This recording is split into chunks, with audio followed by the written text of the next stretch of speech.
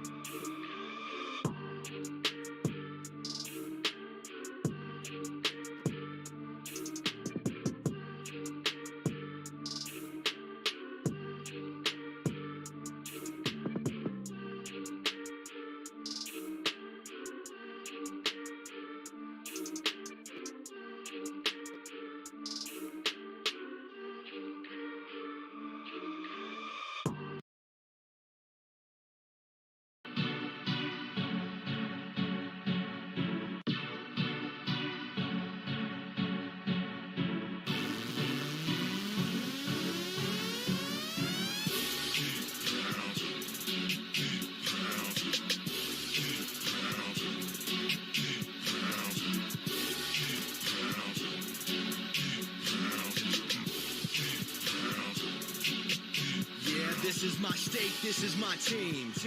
You know what that means. This is for the black and blue that I bleed. This is for the chance to bring home that ring. But everybody gonna doubt this. So far there ain't been another way around it. We bring heat to the game each week. They just say we ain't got what it takes, we ain't bout it.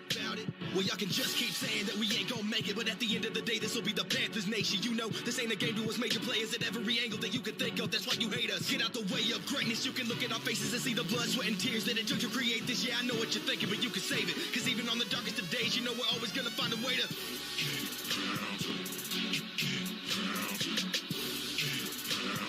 tell them what we gonna do, we gotta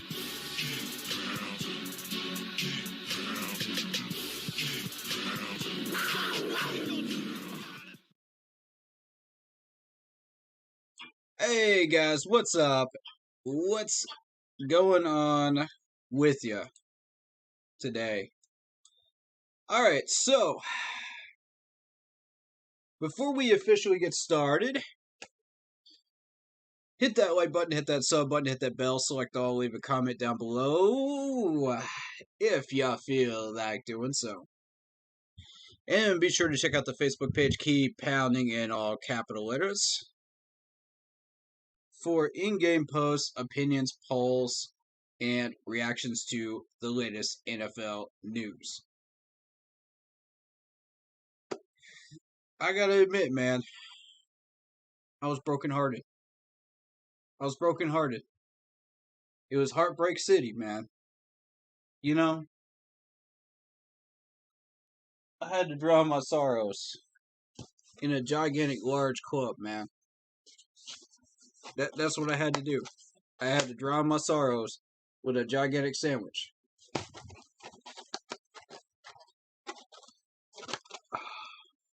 That would hurt. I ain't gonna lie to you. That would hurt. All that work. All that energy we put into that game. All those good plays. To end up with that result. Now, I ain't gonna lie to you, man. I got respect for everybody that made a play in this game. That did well. I got respect for all of y'all. And the rant I'm about to go on has nothing to do with y'all.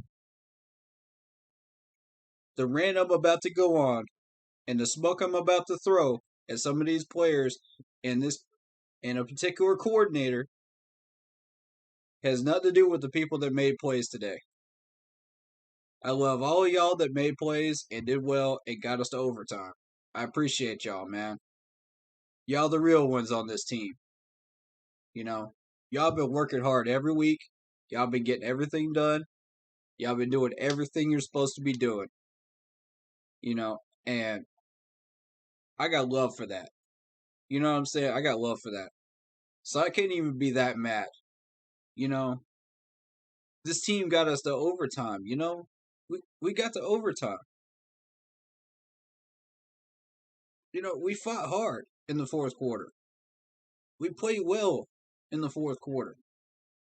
You know, we put in the necessary effort and the necessary grind work to get there.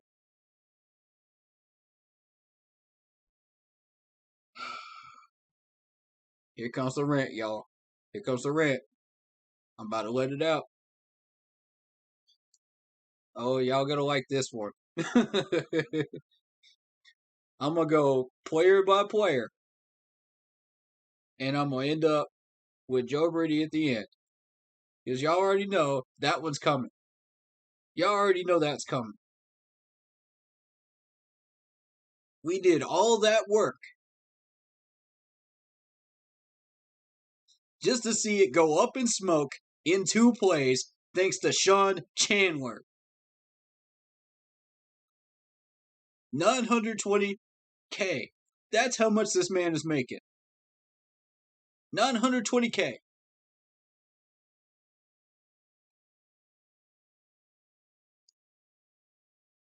Y'all can't even act like, management, you can't even act like I haven't warned you guys about him. All year long. Every week. Every week. I have gotten on these streams and I've warned y'all about this man. I have warned y'all since day 3 of training camp. So y'all can't even act like this man is not, some sort of idol from God or something. I don't know what this man has given y'all to make you on the field for this long. I don't get it. Is he giving y'all brand new trucks? Is he giving y'all a yacht? What is he giving y'all? Like, please tell me, man. Because this man is a liability. He has been a liability since day 3 of training camp. I was the first one that spotted it, bro. I was the first one to spot it. I don't even want the credit. But I was the first one to spot it. I'm a humble man. I don't want that credit. I just want people to listen. So we can better this team. That's all I want. Like I said, I do these streams for free, man. I don't want that credit. I ain't here for the credit. I ain't here for the love. I'm here because I love this team that much, and I want to give back through my streams. By speaking up and saying what I think is the best interest of this team and how to fix it. Y'all already know what's coming. If you've heard my rants about this guy before, you already know what's coming. Cut him today. Cut him today. 920K. Cut him today. We're done with this. Okay? How many more games are we going to lose because we don't want to have the backbone to do what's necessary to build a 53-man roster, complete up and down the roster, that can win consistently and get us to the promised land? And I ain't just talking about strong safety. I'm talking about backup quarterback as well. I'm talking about offensive line too. What is it going to take before we finally realize and the light bulb goes on? Oh, ding, ding, ding. This team is capable of much more than we are giving right now.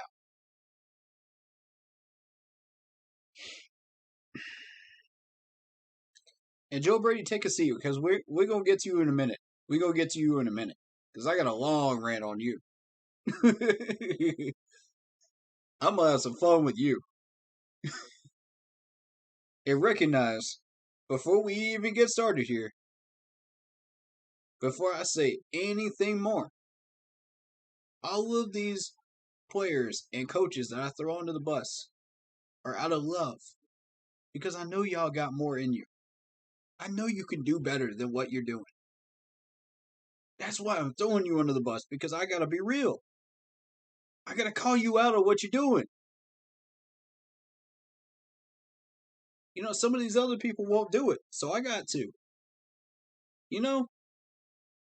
Some of these other fan base people don't have the spine to call these people out. The coaches don't have the spine to do something about it, so I got to call them out. Because I want to see this team succeed. I want to see this team win. I want to see this team get a Lombardi one day.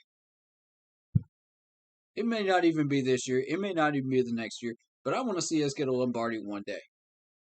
And we were this close in 15. We were this close in 2004. If y'all think it's not possible, it is. Third time's the charm. We just got to get there. We can't get there with players like Sean Chandler ruining overtime games like this one.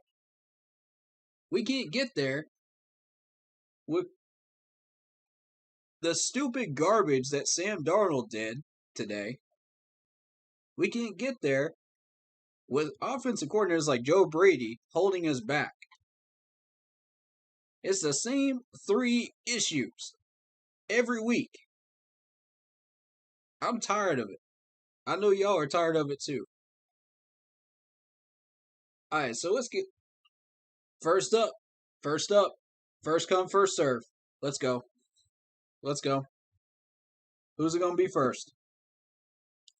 Oh, and Robbie's on that list too. We gonna throw some smoke at Robbie too. Don't think he's gotten out of this either. Oh no, no, Don't think this man is getting away unscathed. uh. I gotta throw some heat at all these people, man. I gotta throw some fireballs. All right. So, starting with Sean Chandler. Y'all already know the heat I got on him, man. You already know. Sean, take a seat, man. Take a seat. Let's talk. Do you really think you're worth that 920K right now? Really? You really think you're worth every penny of that 920K? Really? Because from my perspective, and y'all can kick cover for this dude for as long as you want to. Be my guest. But I'm going to tell you this. You can't hide the fact that this dude is terrible in coverage.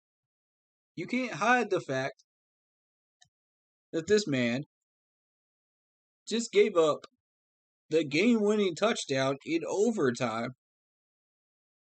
And you can't hide the fact that he's just not the man you want in red zone situations. He's just not.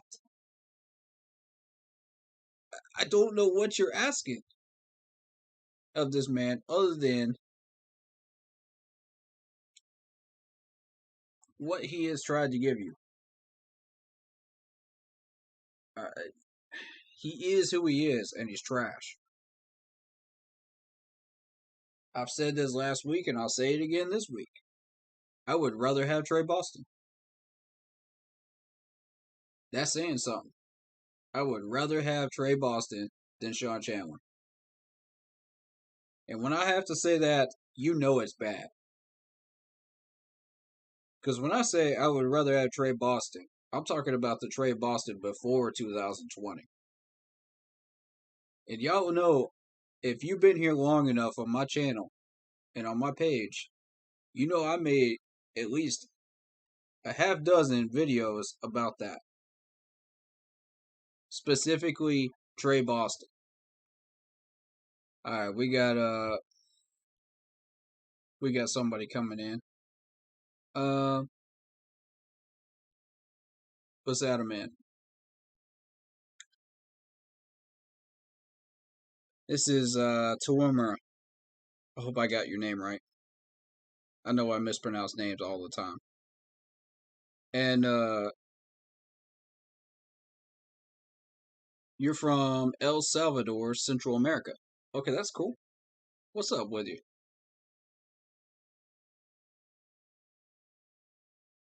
We're trying to get him added in. Send that request again though, because I don't think it went through.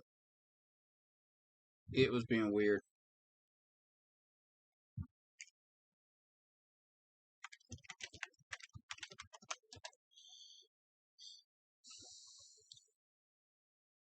Christopher in chat says, "Bro, what did I tell you? We might have to draft a safety." Man, you might be right. You might be right.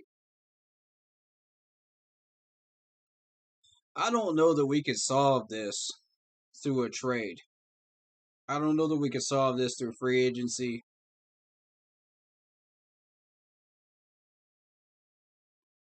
What's up, man?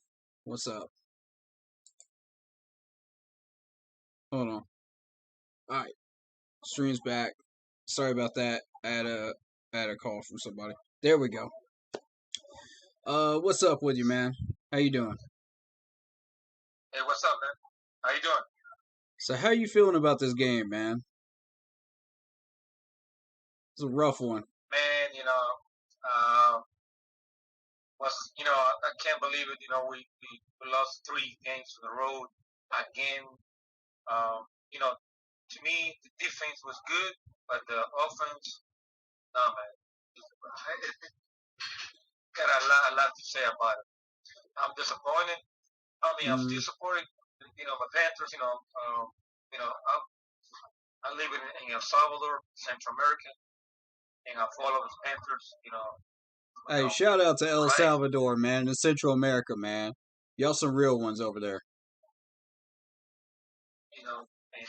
But I can't believe what happens today again. Last week and Mm. 2 weeks ago. I mean, Philadelphia was it's right now they're not playing good, but I believe we could beat them last week, Mm-hmm. and Yeah. we didn't.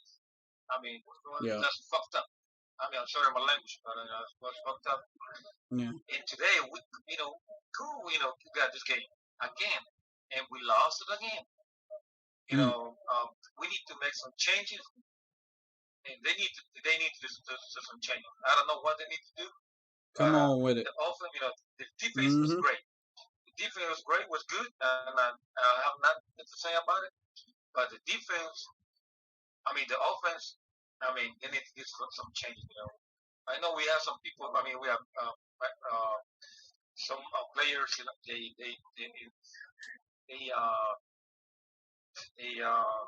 like McCaffrey. Is playing right now, and the rookie. I can't remember his name is, but they have to make some changes to wait. We can win. We can win. If we want to start winning from now, the season's gonna be over. Right. It'll be over. Right. And we just lost that safety net game that we had, that we were sitting on. We were not supposed to beat that Saints team, but we did. And as I was saying in my schedule prediction, man, if we lose both of these games, if we drop both of these games, the Vikes and the Eagles, we lose that safety net. Now we gotta keep winning. All these games that we're supposed to win now, we gotta keep winning. That's right. Man, how long has it been since we've actually had a safety net game where we could actually sit on it, and not have to worry, and still go for 10 wins or enough wins to get into the playoffs? Like, it's been forever. It's been ages. Like, I'm sitting here like, are you serious? I knew it was going to last long. We all knew it was not going to last long. Whenever we get one, it's just like, poof, it's gone like the Magic Dragon. Like, come on, man. Last quarter, they did good. I said, man, we went to overtime. Well, we have to do, we have to win this game. But in the end, defense didn't make it. They didn't make it like it's supposed to. All right, so hopefully next week they have to win. They have to win. I don't know what they need to do, but they have to do something. Something about it. Ladies and gentlemen, if you are just now joining the train against Sean Chandler, you're a little bit late. I'm going to have to say that right now, because Sean Chandler is trash. He's garbage. Get rid of him. Cut him. $920K for what? What has he done for us? What has he legit done for us that no other free safety can do already that's on that free agent list right now? Trey Boston was doing the same stuff that he's doing right now in 2014 and 15 when we had a successful team. It's Trey Boston 2.0. And I ain't even started on the rest of these players yet. I ain't even started on the rest of these guys yet. Oh, let's get into Robbie Anderson next. Robbie Anderson, you cannot come out here complain about. This man cannot come out here and complain about double moves, then come out here and drop wide open balls. Yeah, This is you're right, but ridiculous. I can't believe he didn't catch him. I don't understand this. Uh, Like, that's. I mean, I don't know. all right, He looked like he was playing with hangover or something. He was. let me I don't know, but let me give him his proper credit for the ones that he did catch because he got that touchdown. You know, he got a couple of catches that were clutch, so those were good. You know, and I'll cut him a break on the ones that we force fed to him that we were not supposed to throw to him.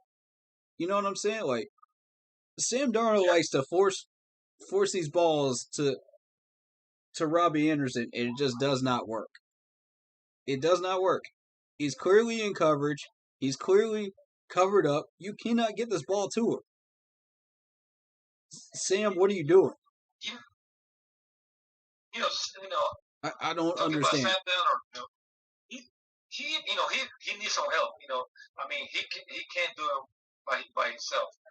He was playing, not 100%, but he was doing 80%, not 70%. But he needs some help. People from Anderson, from the rest of the guys, they need to help because he can't do everything by himself. Offense need to change. Defense great, but the last quarter, and they didn't make it. I'm going to give y'all a little sneak preview of the stats here. Robbie Anderson was targeted 11 times today. 11 times. And he got 3 catches. 11 times, bro. I don't understand. Why are we force feeding the ball to this man when he only has 3 catches a game? Literally, he's averaging 3 catches a game, if that.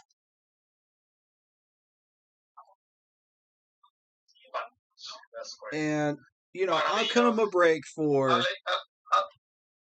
There were 2 passes that were force-fed, that were not... He's not supposed to be able to catch.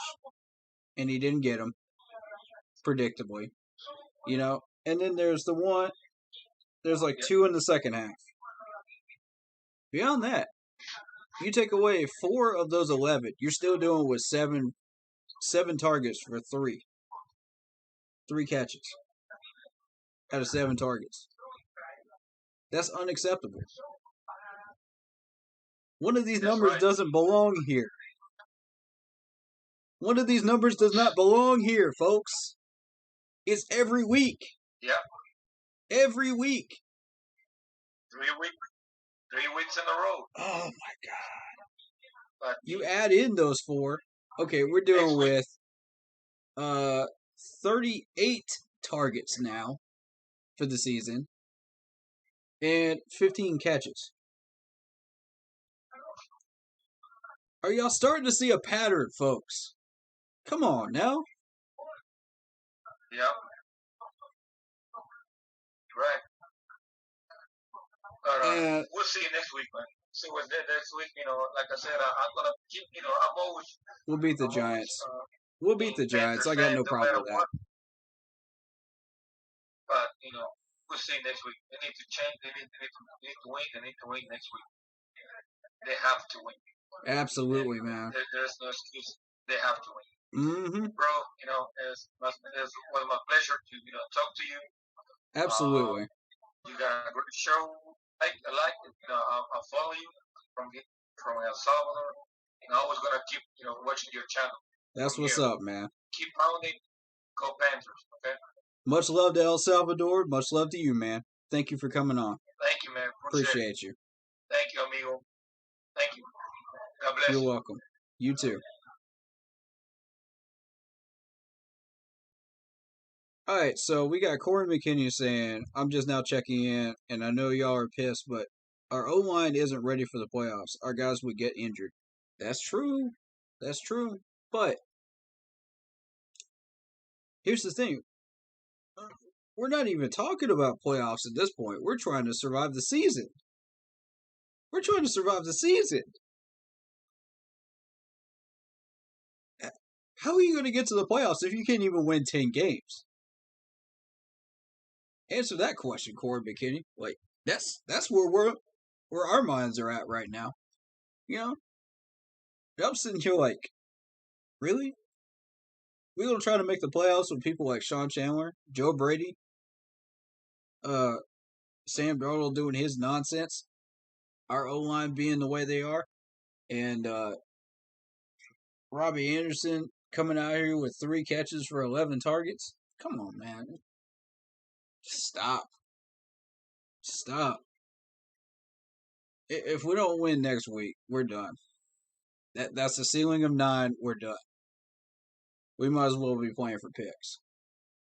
I don't see. Yeah, Joe Brady needs to go. Joe Brady's next on my list. Joe Brady's next on my list, man. I've already thrown some smoke at Robbie right now. Joe Brady's next. Now, how are you going to come in here into this game, run the same stale offense that we ran against the Eagles, put up 17 points before the half, and then act like that's enough? Man, come on, Joe. We get into the red zone. I'm not even talking about like before the fourth quarter. I'm talking about in the fourth quarter now. This man's gonna run draws. This man's gonna run a tight end sweep play. Who runs a tight end sweep play in the red zone at the 5-yard line? Who does that? Like, why? Why, bro? We got wide receivers for that. Our entire game plan should not revolve around what CMC was doing and what he should be able to do when he comes back. He's not on the field. Throw it to somebody else. What, we throwing it to ghost receivers now that aren't even there? Come on, Joe. Same plays from last week. Same stale plays from last week. Put down the Madden controller, bro. Put down your Etch-a-Sketch. Put down your little chalkboard. It ain't working. It ain't working.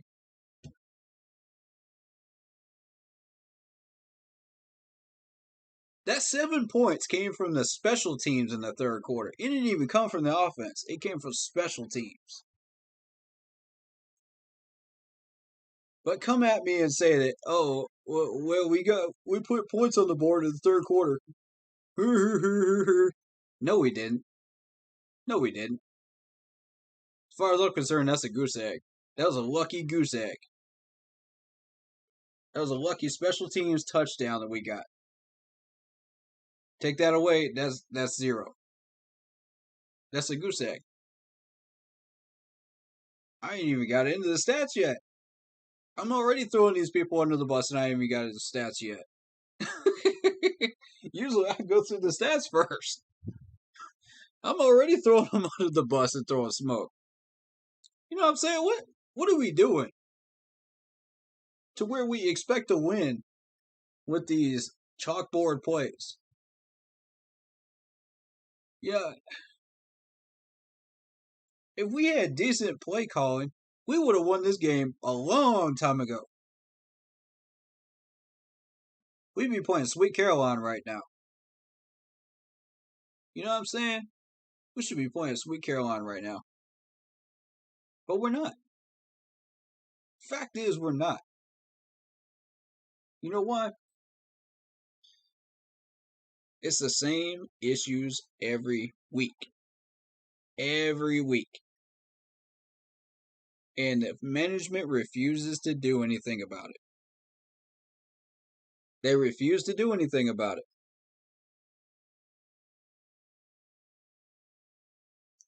Fox is over here hyping up Joe Brady like he's king of the jungle or something, man. Like he's the most genius offensive coordinator out there. Man, come on. Nobody's buying it. Nobody's buying it, bro.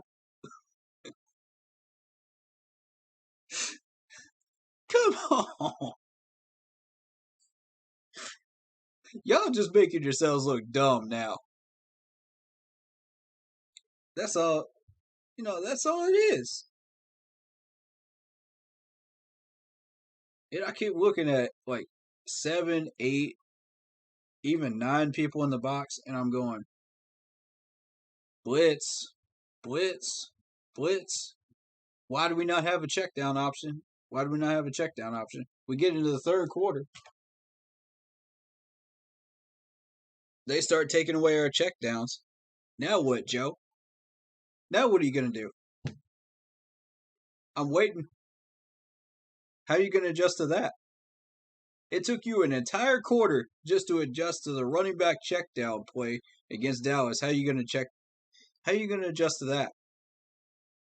Is that going to take an entire half of the Vikings game? We're going to have to play Jeopardy music while you try to figure it out. Do do do do do do do do do do do do do do do. Nope. Still haven't figured it out yet. We're still trying to take deep shots to DJ with Patterson on him. Now you know that's not going to work. This man's been shutting him down the entire game. Why? Why are we doing this? Oh, man. We over here playing chess. We over here playing some wacky version of Chinese checkers while everybody's playing chess. You know what I'm saying? And being smart and outplaying us, outcoaching us, doing everything that they need to do to beat us. And we're just sitting here with these stupid penalties and these stupid wasted timeouts and just going, well, if only Joe Brady had a brain. We got the Scarecrow from Wizard of Oz as the offensive coordinator. That's what we got.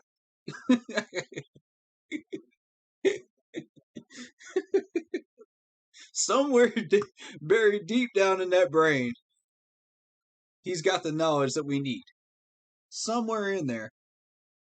But if you can get past that coconut of a brain, good luck. That's all I got to say. Good luck. I did 2 press conferences with Joe Brady. And this man's lying through his teeth so much that he makes Pinocchio's nose look like a tree branch. Okay? Like a tree branch. We ain't talking about no twig. We're talking about a tree branch. Every time that man opened his mouth, it was like, I lost brain cells. I legit lost brain cells listening to him, man. I was like, come on, man. Come on, bro. And everybody thinks he's a legend. Everybody thinks he's brilliant. He's the best offense coordinator to come out of college football. This, that, and a third. Let me ask y'all something. How many national championships has LSU won in the last decade? Let me ask y'all that. How many? And we trying to act like Joe Brady is the second coming. You know, the best thing since sliced bread coming into the NFL. They want him to be a head coach. And this man can't even figure out a simple running back check down for an entire quarter. And stop. Just stop. Just stop. How are you going to be a head coach if you can't do all 3 jobs? Because that's what it requires. It requires offensive coordinator job. It requires defensive coordinator knowledge. It requires special teams knowledge to be a head coach.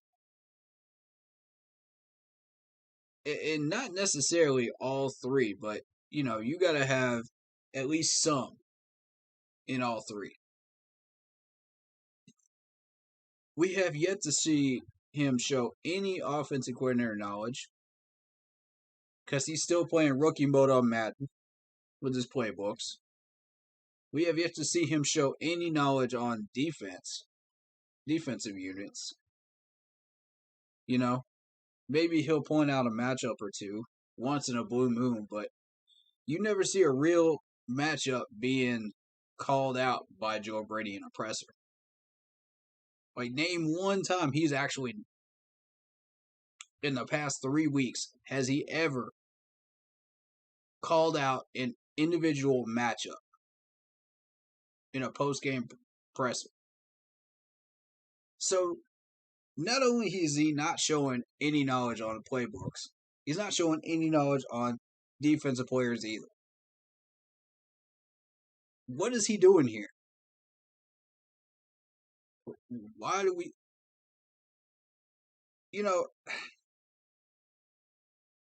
we need to have the backbone to fire this dude. Week 6, week 7, doesn't matter. Fire him. I want a new offensive coordinator. Surely there's got to be somebody that we could bring in. I'm not a huge fan of our man that got fired from the Las Vegas Raiders out there, but we all know his name, Mr. John Gruden. But it's better than what we have right now. I'll say that. I don't know who's still out there that could possibly fill the role, but we may have to wait until the end of the season to make that move. Which, that's too late. That's too late. Our season is in jeopardy right now. Our season is in question right now. What are we going to do about it? We're just going to sit on this? I mean, I'm bringing in David here. I want to see his input on this, Matt.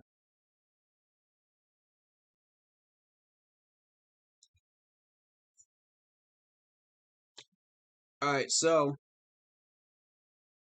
Joe Brady just got hit with the smoke. Now we're going to move on to my man, Sam Darnold. First play of the game, let's throw a pick. Yeah. Throw a pick? Okay. We move on into the game. This man cannot figure out what to do when he gets into a blitz package. I have no idea where to throw it.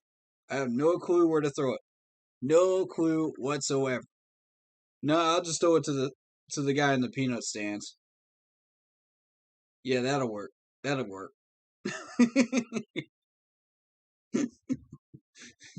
that ought to satisfy people, right? Wrong. Dead drive. Dead drive. Dead drive. Dead drive. I mean,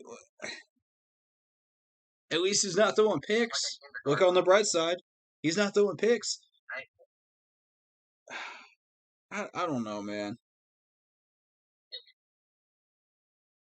It's like a kindergarten offense, man. It's sad. Absolutely, bro.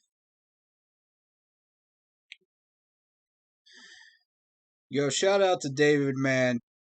We're going to start seeing a lot more of him here soon during the streams. But he's got some great opinions to throw in.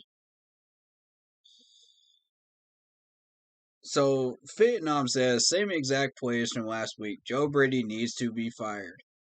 Thank you. Preach. Preach. Preach. Come on with it. I know you ain't done. Let it out. Anybody that's frustrated with this team right now and knows the weaknesses that we have right now, let it out. Let it out. In that passing game, yup, facts. Keep going. Keep going. I know y'all got more. Let it out. We ain't done yet. I ain't even done yet. So if I'm not done yet, I know y'all ain't done yet. Come on. Throw it in my chat. I just knew that I knew when we got to the not because of the light on the ball and the deep corner from the game. But listen, I guess we'll say one because it's a low.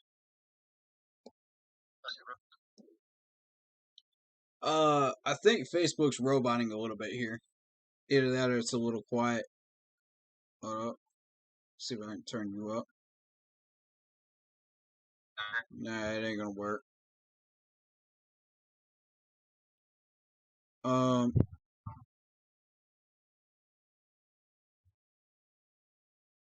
Yeah, I got you at full volume, so I hope it works.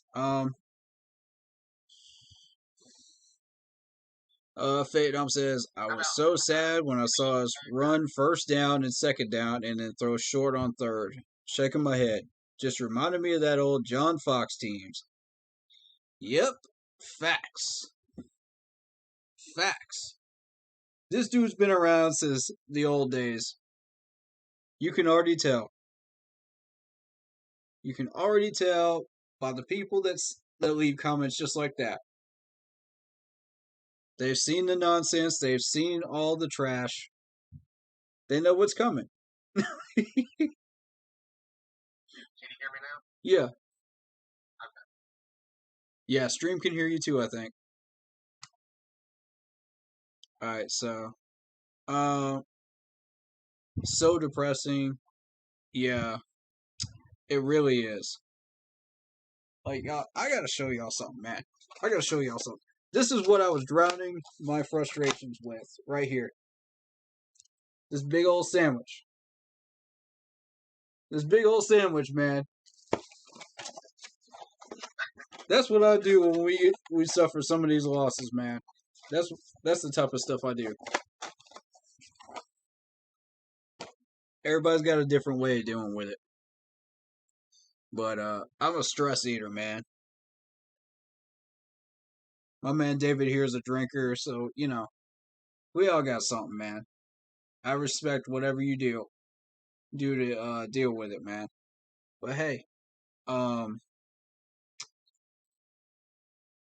whatever happens, man, we're gonna keep pounding. That's what we do. You know, we don't ever stop, man. We just keep pounding. Yeah, we keep pounding, man. It's just sad. The defense played so good, and the offense let them down. Basically, that's what happened in this game. All that work, all that energy, all that passion that this defense put into this game to get us to overtime and got us there. The offensive play calling wasn't there, but we still managed to get there. We still managed to get to overtime. Even though we should have won this game a long time ago. We should be playing Sweet Caroline right now. But no. We're sitting here moping around and throwing smoke at these players yet again for the third straight week. And y'all can cover up for Sean Chandler for as long as you want. Y'all can cover for this man for as long as you want. Be my guest. Like I said a minute ago, man. He's still trash. He's still trash. That ain't changed. Joe Brady is still trash. These people are still trash. 3 weeks later. You ain't gonna change them. You know? This is stupid. I wish we could have done offense, though. That might help. I don't even know if Sam Darnold can call the plays at the line of scrimmage, can he? So, I mean, not there yet, is he? Yeah. And I ain't even done with Sam Darnold either. I ain't even done. You look at this dude throughout the game. Okay. Whatever he sees a blitz, let's force feed that ball to Robbie Anderson. That's always his go-to option. This man had 11 targets today. And like I said earlier, when my man from Central America was in here, man, You take away 4 of those, because they were force fed to him, because Sam just decided, I think I can get this ball to him, with heat on me. Nope. That's still 3 for 7. That's still 3 for 7. That's still bad. Yeah, Sam Darnold played horrible this game. That's still 15 for 30 for the year. And then you add those 4 back in. I believe it was like late in the second quarter. And Oh my God. Sam Darnold had 25 passing yards. I'm like, what? 25 passing yards. Y'all want 10 wins, but you can't even get past 25 passing yards. Please explain to me how that's going to work. What team in the NFL, let alone college, let alone high school, has won a game on 25 passing yards? Find me one. Find me one. I will straight up hand you $100 if you could find me one. And I ain't talking about Little League. I ain't talking about, flag football, none of that neighborhood football stuff. I'm talking about high school, college, and NFL level. You can't find one because it doesn't exist. It does not exist. O-line did a lot better, but the play calls were high school level. Thank you, Vietnam. Speak your truth, man. Speak your truth in my chat right now. Come on, bring it. Come on and bring it. Corey McKinney, to be fair, at the end of the game, hold up. I may have to bring this up on a separate monitor because Facebook chat does this stuff.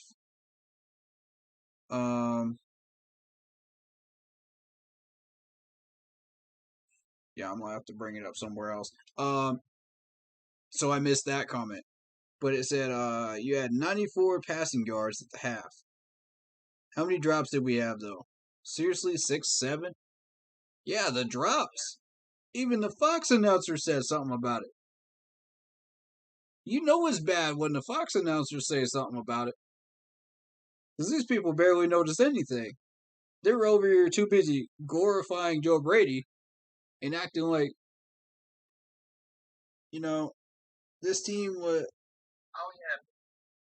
the best thing since sliced bread going into this game. That kind of made me laugh during the broadcast when they were saying about Joe Brady being an offensive.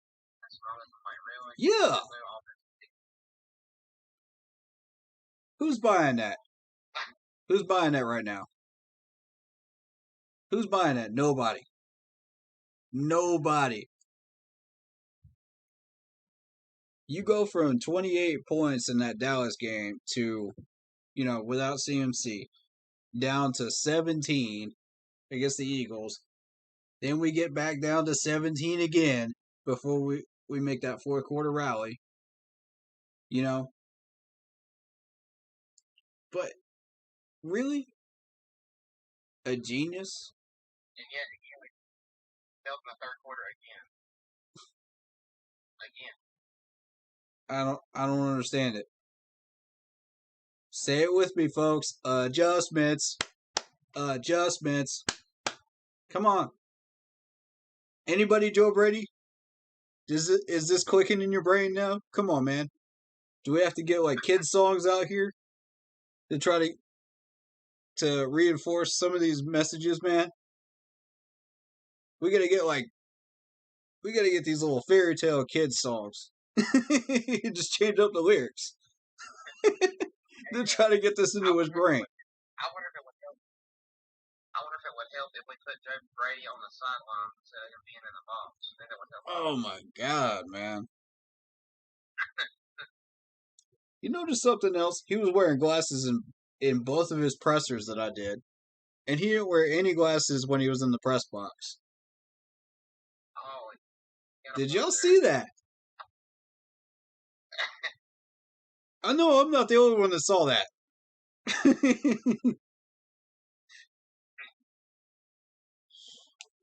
All right, so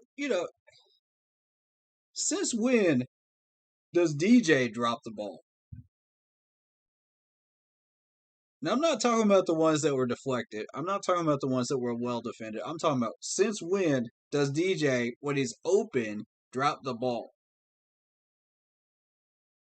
When does this happen?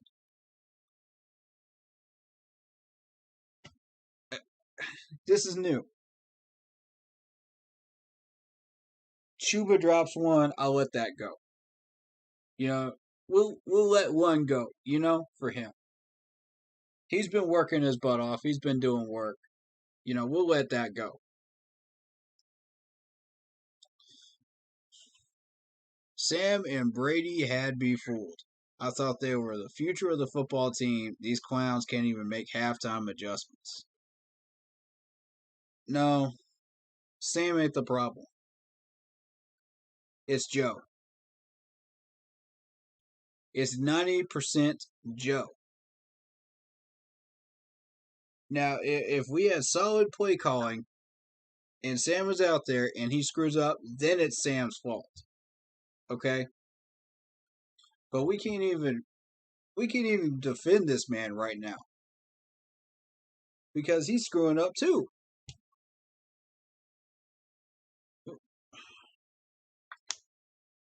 What are we doing? Our safety net game's gone. Joe Brady got to go. Sean Chandler's not even worth the price of a bag of chips to me anymore. I wouldn't even trade this man for a seventh anymore. Trade him for a ham sandwich and a bag of chips. Y'all, any team that we bag him up with, package him up to trades, y'all can have him for free. I don't even want this guy anymore. Y'all can have him for free. Legit for free. I've been saying that for a few weeks now. And I'm still saying it. Alright. So, Zero Chill says Michael Jordan looked better at OG than John Millen. I agree. That's facts right there. That's facts. Alright, so another comment he says is, why can Brian Burns not tackle?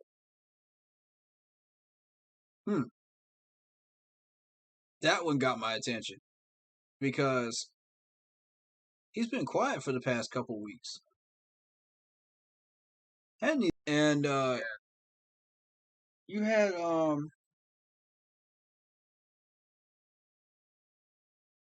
I think Joe Brady said in his presser that I did that he got covered up by a tight end or something. No, it was Phil Snow. Phil Snow said it. He got covered up by a tight end, and it slowed him down. But we've never had to question his tackling ability. That's the thing. We never had to question it. I think on that one play when Burns was I thought he was going for the second version. I think he was going for a strip sack and he missed the tackle. I think that really hurt us. I agree with that. I agree with that. That did. He chased him down. I mean, it was wild. He's still a predator. I mean, there's no doubt about it. He's still a predator. But Hassan Reddick went off in this game. Absolutely. If it ain't Burns, it's going to be somebody else. Every week. It could be somebody different every week. But that defense looks good every week. So moving on. We have so many holes to fill for this team to be completed. Where do we start? Quarterback, left tackle, defensive tackle, or some other combination? It's real simple. Strong safety. Well, safety in general to replace Sean Chandler. Offensive coordinator to replace Joe Brady. And a backup quarterback. As well as offensive lineman. That's it. That's all we need. Folks, we got everything we need beyond that. All we got to do is put the pieces together. We're right there. And these three elements keep screwing us. Week after week after week. And the management refuses to do anything about it. Corey McKinney says, I'd blame just about anyone but Joe Brady today, honestly. Really? Really?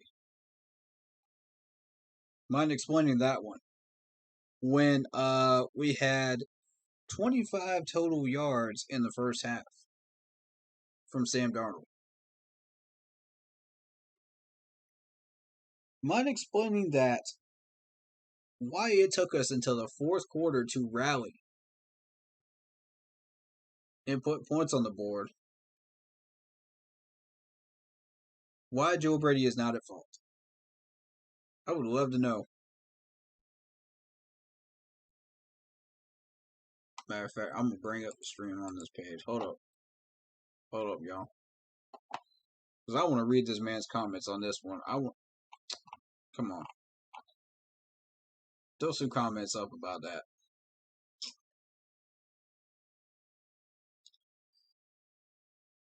Corey McKinney also says, to be fair, at the end of the game, Sam Darnold was the only player on offense who cared to win. Now that's garbage and you know it. Look at Chuba Hubbard. You know, look at DJ, man. Robbie will publicly say he wants to win, but he just can't deliver. You know? These guys wanted it. Yeah, what game were you watching, dude? What do you think that Joe Brady is not at fault? I don't. That one baffles me.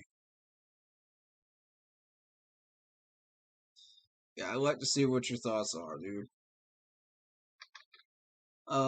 Let me hop in. I'll explain everything. All right. We can only let one person in at a time, I think. But let's see if we can try it. Go ahead and request though. Get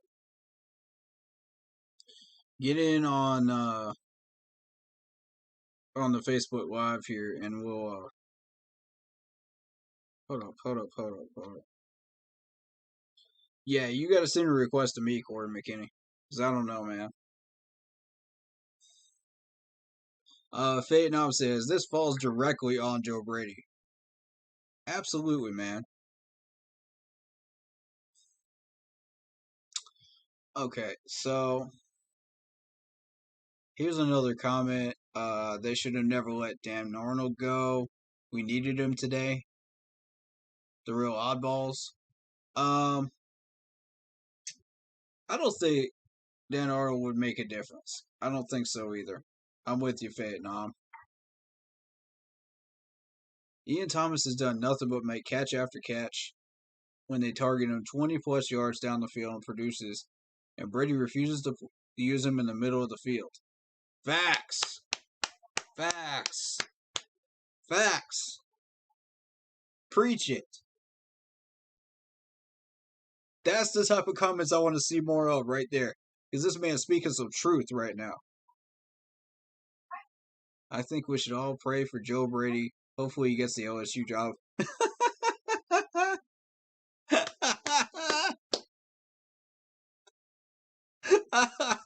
Hopefully he gets the LSU job. You're killing me with that comment right there. I love that. There is no defending Joe Brady after today. We have been blaming the O-line, but clearly they stepped up, and now we see the real problem, the play calling. Facts. Facts, man. Hey, man. Okay. Yo, Corey McKinney, hop on stream, man. Hop on stream. There you go.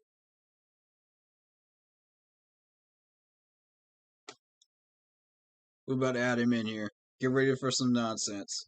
Here we go. What's up, man? How you doing? Welcome to the stream. So we all are very, very curious to hear what your thoughts are on why Joe Brady's not at fault. Hold on, you're echoing somehow.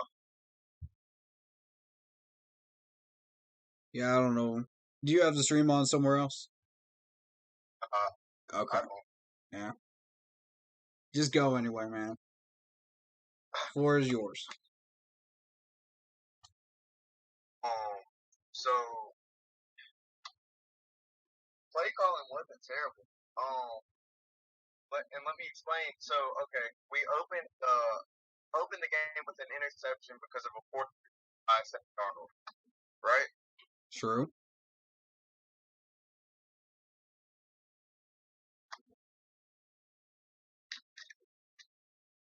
Yeah, I don't know. I'm so freaking echoing.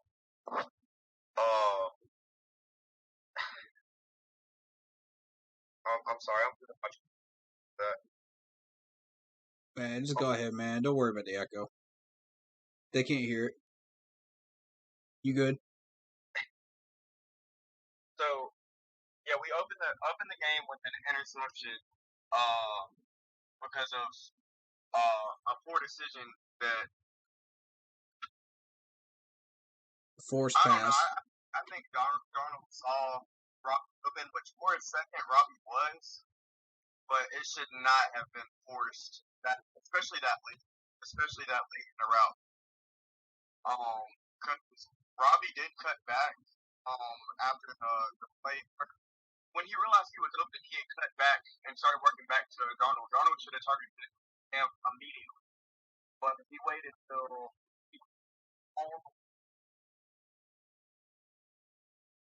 You cut out, bro. You cut out.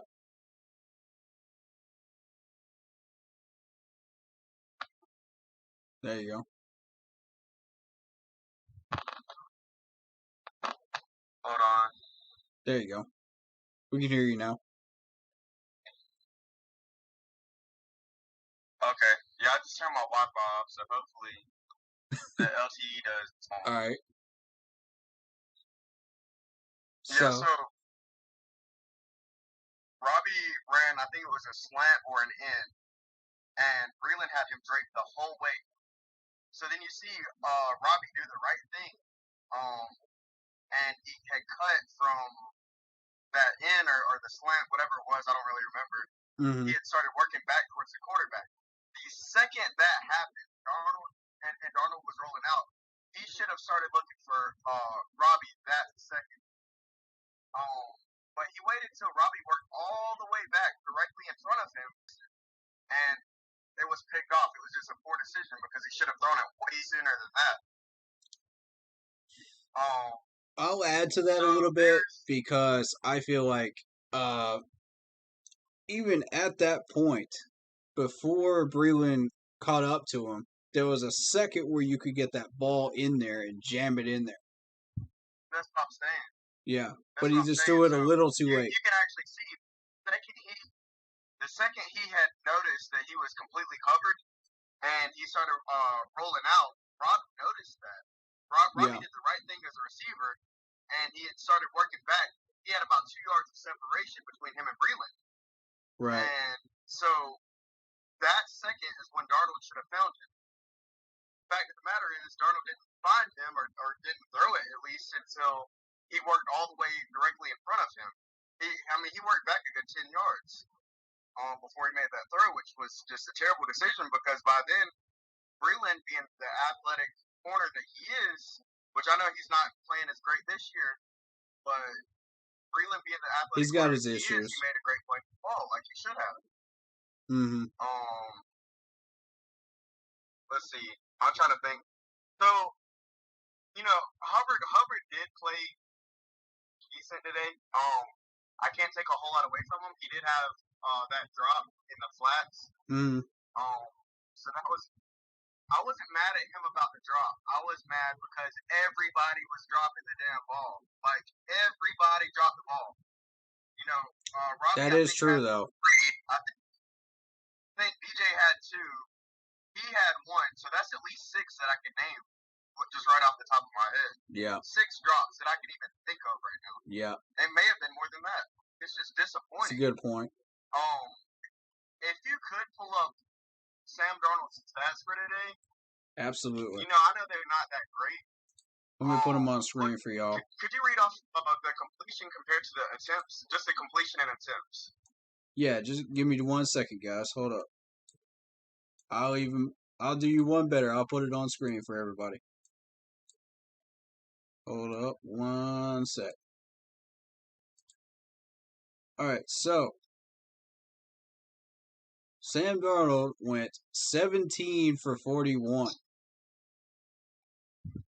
Okay, so this doesn't sound a whole lot better, but those 6 passes were dead center to the receivers. They were great balls to receivers. That's true. He could have led Robbie a little bit on that one, but it still hit him in the numbers when he was running his out route. So make that 23 of 41 is what he probably should have been today. At least 23 of 41.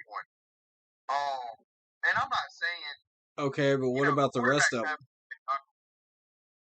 I understand quarterbacks have bad days where the receivers just drop everything. That's But not. our receivers just looked horrible today. I was excited when Erickson and Zylstra and Ian Thomas got involved because I'm like, they were making some, not necessarily like huge plays, but 15 yards here, 20 yards there. 30 Yeah.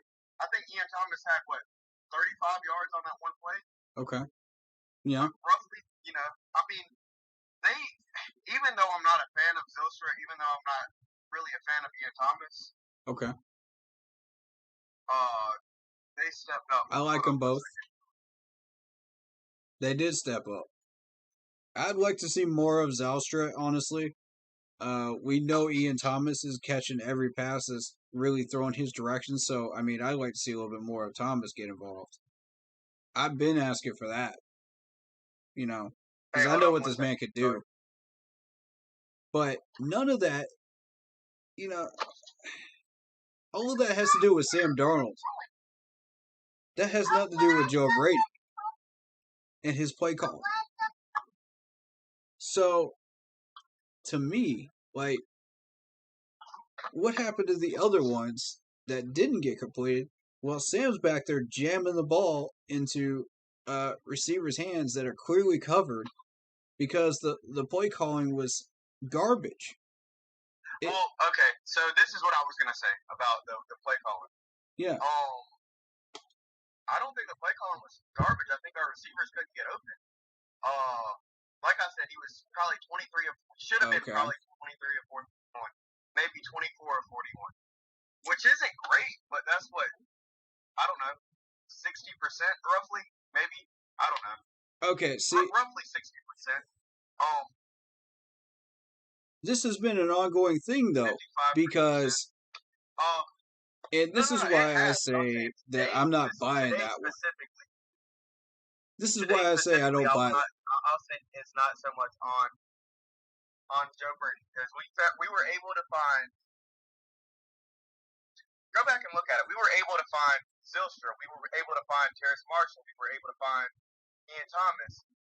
We were able to find Tommy Tremble. We're spreading the ball. It's just guys were not stepping up, not making big time plays. Guys were dropping passes.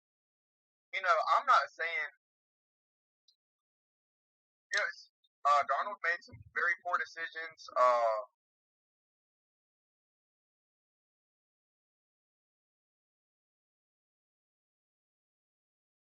Man, I think he had 94 yards at that half. 94 yards is not going to cut it. Whether it be Joe Brady, whether it be Sam Darnold, whether it be our wide receivers dropping balls, it's not going to cut it. Yeah, no, I agree, but I'm saying Joe Brady. Let me read The y'all. play calling wasn't terrible. Our O-line. I'm sorry. No, you're good. You're good. Let me read y'all an interesting stat. DJ Moore, and we all know this man was on. Patterson was on him. 5 for 13 today. 5 for 13. Now, normally this dude's on fire, right? But 5 for 13. For 13? Yeah. He got 73 yards today. That means we were trying to jam that ball in there way too much. We were trying to force plays. We're trying to do too much. So there were a few deep shots that we missed. I think there were 2 or 3 deep shots. Those deep shots should have never happened. No, I agree. Like I said, I'm Again, really all of that goes back to Sam Darnold. Yeah, I'm not trying to be a Darnold advocate by any means. Okay. But like I said, in the first half, he had, I think it was 94 passing yards. Absolute garbage. In the last quarter, go back and look, he had over 100 passing yards. He looked amazing in the final quarter, and we still had drops in the last quarter. Okay, I'll give you that. We had, 2-3 drops in the fourth quarter alone? I'll give you that. That's why I say Darnold stepped up. He was him and Hubbard. Yo, Christopher, man, are the only two that really cared. Trimble too, because Trimble had the touchdown at the end. But I'm saying in the final Hold on a sec. They were the only ones that really cared to step up. One sec, man. Trimble. Hey, Trimble was a rookie, huh? One sec, man. Christopher Kelton wants to join in. It's on Facebook, man. You gotta hit up the Facebook page to get in. But I was doing Zoom chats, but now I'm doing just Facebook, and you only do like one person per guest on there for right now. I'm trying to work on that, guys, but I didn't anticipate having like this many people wanting to get in today, but that's what's up, though. Hey, yeah, Christopher, if you ain't on the Facebook page, it's Facebook. Keep pounding in all caps, man. It's a group. Go join it, man. That's how these people are getting in here, man. That's for anybody else that wants to join in, too. All right, continue. Sorry, I didn't mean to cut you off. So, when it comes to rookies, you can't really ask rookies to do a whole lot. You'd want them to, obviously, but Hubbard isn't even supposed to be our starting running back right now. That's true. Trimble, I really like Trimble the way he's been stepping up here lately, but he's not a tight end one yet. I mean, he's not. So as far as our season bets go, DJ Moore, the three that I can think of right now. Yeah. The three veterans that should be our lead on the offense are Robbie Anderson, DJ Moore, obviously, and Sam Darnold, because he's our our face of the offense, being the quarterback. And I would maybe argue Tommy Tremble because of what he's been up to lately. Well, I don't think he's productive enough yet to be considered. With him being a rookie and everything, and him not being a tight end one or anything like that, I wouldn't throw him or Hubbard in the mix. But I'm saying of the three main veterans that we have on offense, outside of our offensive line, the only one that cared to win was Darnold, because even though DJ made it, and my favorite player on the team is DJ Moore, but that being said, PK was dropping passes that should have moved the chains. Robbie Anderson did too, and it's disappointing, especially when Robbie's been Darnold had dropping to step passes, up to and be make fair. moves. We scored in what, a minute and 20 seconds? I mean, honestly, maybe a minute 30. That was mostly from that big play to Ian Thomas. That's the drops that we should be having right there. You know, if Joe Brady was doing his job correctly. But no, DJ's good on those deep shots, you know, like Vietnam saying, and you know, we should have went to Shi Smith or Robbie. Well, not DJ unless he was open. And that's Joe's fault. You know, because he can't get these guys open. Joe for Sam's decision making. Yeah, and he's not giving him the proper tools that he needs. That's why Robbie was saying something last week. It's just not open. Like this last game, yeah, I would blame some more on. I would definitely blame Joe Brady last game. But this game, our guys just weren't getting open. And honestly, some of that was the same case. Like, God, I hate to say it. Like I said, DJ Moore is my favorite player on this team. But Darius 15 for 39 for Robbie Anderson. Absolutely. 15 for 39, Robbie Anderson for the entire year. Some of those were jam passes that should not have gone there. That's why Robbie spoke up. You ever see this man speak up about anything? He never speaks up about anything. Actually, had a thing. If you look up, look up Steve Smith's career targets to catch ratio. It's roughly 50%, maybe 60%. That's before this year.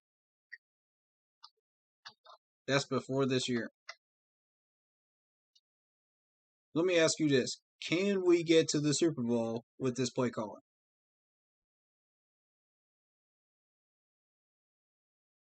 What do you think? No, but our offensive line. My thing is, if the answer is no, our offensive line it's Joe's problem. That Joe is the problem. Our so terrible that I wouldn't want us to go to the playoffs at all. And I'm not saying it's all on our offensive line, but we would get guys like Hubbard hurt, guys like Sam Darnold hurt. We can't even blame the offensive line today.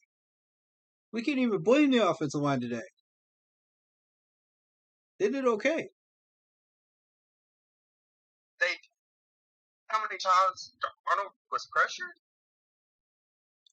Okay. Let me ask you this. Since Dallas, how many times have we experienced blitzes? How many times? Dallas figured it out. Every team since has been using blitzes on us because they know they can take Sam out of his comfort zone and he'll throw a bad pass somewhere. Or he'll throw an interception. Or he'll try to force one. You know, that ain't on the O-line. They were getting blitzed constantly today. And they still held their own.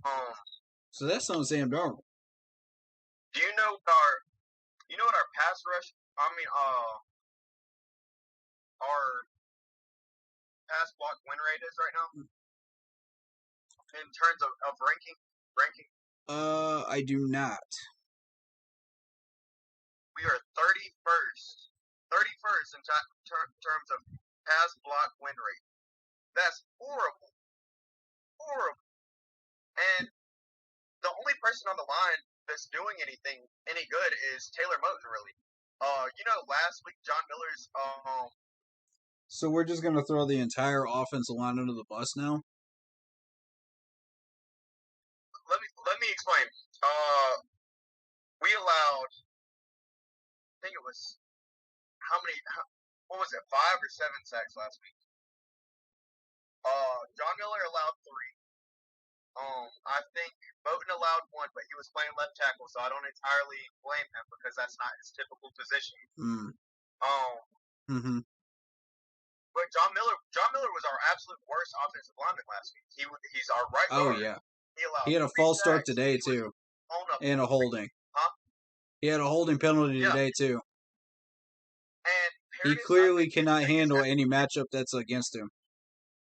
I was Paredes' biggest advocate when we signed him. He has dropped off so bad this year. He's absolute garbage this year.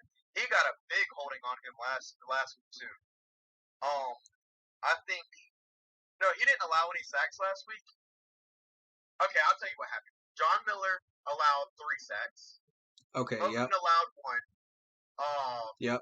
Paredes didn't allow any sacks, but he had a big holding on him, and he allowed a ton of pressures. I'm going to discount that holding call because I didn't think that was holding at all. That was weak. If that was holding, then come on, man. Are we playing flag football or are we playing NFL football? Come on, man. I can check, if you're talking about on Paredes, I can show you the holding call. It was terrible. Toss that one out. It should have definitely been called. It should have been Toss called that one out. The second it happened. It was terrible because the guy got past him and he held his shoulder pad to keep him. Oh, come on, man. Donald. How many times have you seen that and people don't get called for it? That bad? As bad as that was? He grabbed his back. He barely grabbed it, bro. No, I can check. I don't know what clip you were watching, man, but that didn't look like holding to me. That looked like Little League holding, man. I'm sorry. He grabbed his entire shoulder from the side. He grabbed his front and his back and pulled it. I mean, it was terrible. I mean, it gets called 10 times out of 10. That specific type of hold because it was absolutely terrible. Okay. Daly looked bad last week, but I don't think Daly is a bad left guard.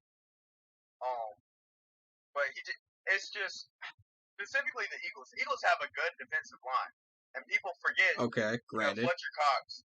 Granted. I'll give you that. Yeah, but Fletcher Cox was not even doing much before that game. I showed y'all the stats. Fletcher Cox was not even doing that much. That's irrelevant what Fletcher doing before because he played pretty decent that game, and same. You can make the same argument with Darius Slade. Darius Slade did not show up most of the entire season until he played DJ Moore, and he held DJ Moore to. DJ Moore had 5 catches for 48 yards. Anything can change any given Sunday. Anything can change any given Sunday. Anybody can turn it on any given Sunday. Right, and that's what I'm saying. The Eagles' defense were completely shut down. Our receivers could not get open. Now, I will say the play calling was bad. Play calling was bad because even Robbie Anderson said himself that they knew what they were doing. They were not allowed to. He was begging for a double move. He said, "I want to do double moves against these corners so that I can get open." And he wasn't allowed to do that. So that's on Joe Brady. But our offensive line looked absolutely horrible.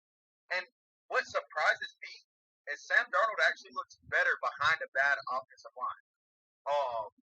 Not behind a bad offensive line. When the pocket's collapsing is when he makes his best plays a lot of times. Because if you go back and look, most of his interceptions have actually came from a clean pocket, which absolutely pisses me off. Absolutely pisses me off. Probably, how many interceptions does he have right now? 7? I'd say 6 of those came from a clean pocket. Facts. I'd say 6 of those. Which is play calling because these guys are not getting open thanks to, guess who? Joe Brady. You can't blame on. You're not making a very good case, man. Not entirely.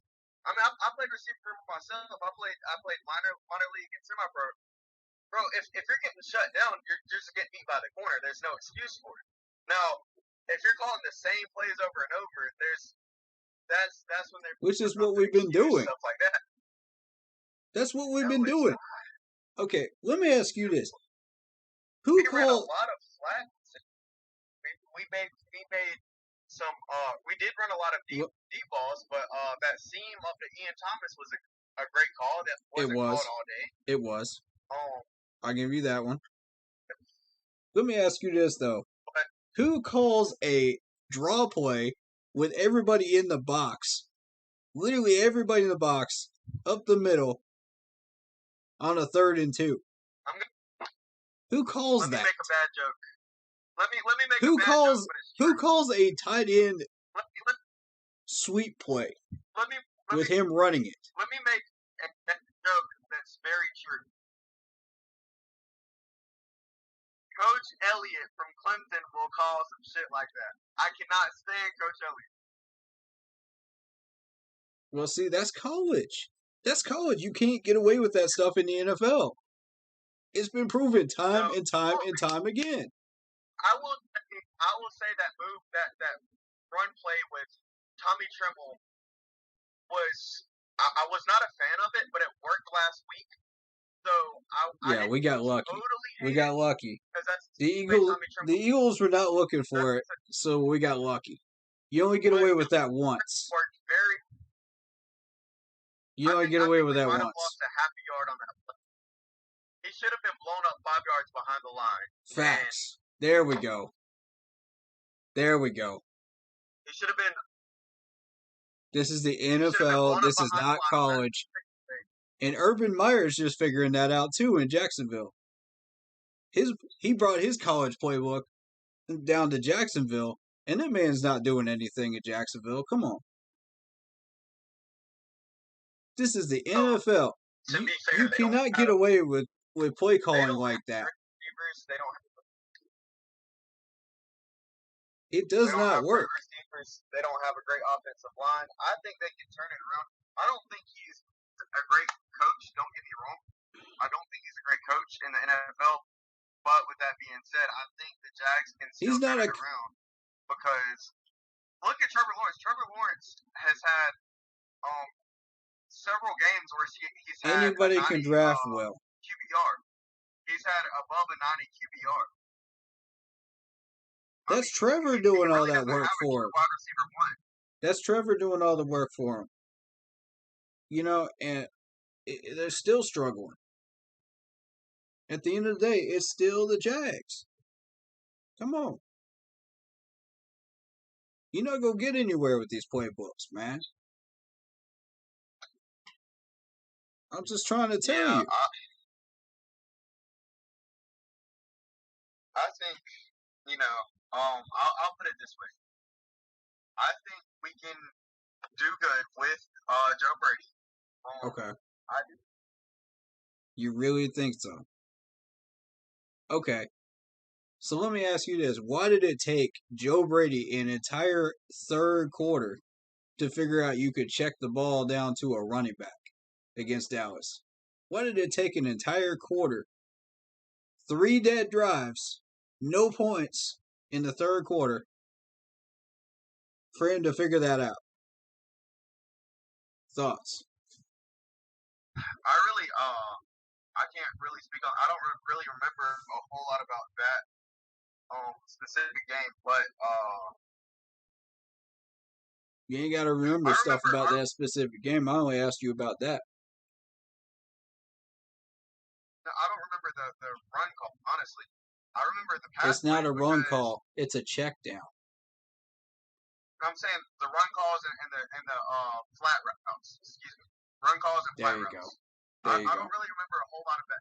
I know we didn't sweep enough. I will say that we didn't sweep enough that game. Yep. The target was clearly that corner over there. It did work when we did sweep. Because Dallas figured it out in the Monday night game. That's how. That corner was looking weak over there, and we took advantage of it a few times.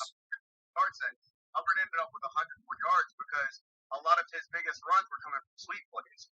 Exactly. He wasn't really doing a whole lot up the middle. Exactly. I think he had a long for 29 yards. And that comes from what, folks? Film study. Film study. That comes from understanding your opponent. And when that stops working, what do you make? Adjustments. And guess who's bad at it? With our line, the sweep plays have to come for it. I mean, our left tackle is no secret. It's a revolving door. I wouldn't necessarily say it's a revolving door, but it's bad. Rimmers was a revolving door. Cam, let me put it to you this way: Cam Irvin, he was Dallas's third string left tackle, Yeah. and we signed him as a starter. That's so stupid. I was not a fan of that at all. And I actually remember seeing a specific play where the DN was blitzing, and he didn't even put his hands up on the DN. He had a perfect opportunity to at least try. He didn't even put his hands up, and the DN blew right past him, and the DN blew the play up. Do you remember that? Did you see that? Yeah. I saw it. So we're just hiring lazy left tackles. I'm not the biggest fan of Trent Scott, but I do like Trent Scott. I think he's got some he can develop as a not good, not elite, but halfway decent left tackle. Why are we not playing Trent Scott? Because he beat Facts. Now you're speaking facts. Come on with it. Trent Scott had beat out God, what is his name right now? Our old left tackle. We had drafted in the second round. That's still not Joe Brady's fault, though. No, you're right. That's not the personnel. But we want to talk about O-line, though. Keep going. We're talking about O-line. Keep going. Right. So Trent Scott should be given an opportunity to start. Instead, I don't hate moving Taylor Moton to left tackle. I actually thought it was a good decision. I thought he played pretty dang good at left tackle. I don't like that decision. If anybody else should play left tackle, it should be Trent Scott. Right. Because outside of Taylor Moton, he is our best left tackle on the team. And we've already established that Taylor Moton really isn't even a left tackle. He's a right tackle. Exactly. We just asked him to play left tackle back. Steps are totally different. Taylor Moton probably does not entirely understand the steps for left tackle, but he did a great job knowing that that's not even his natural position.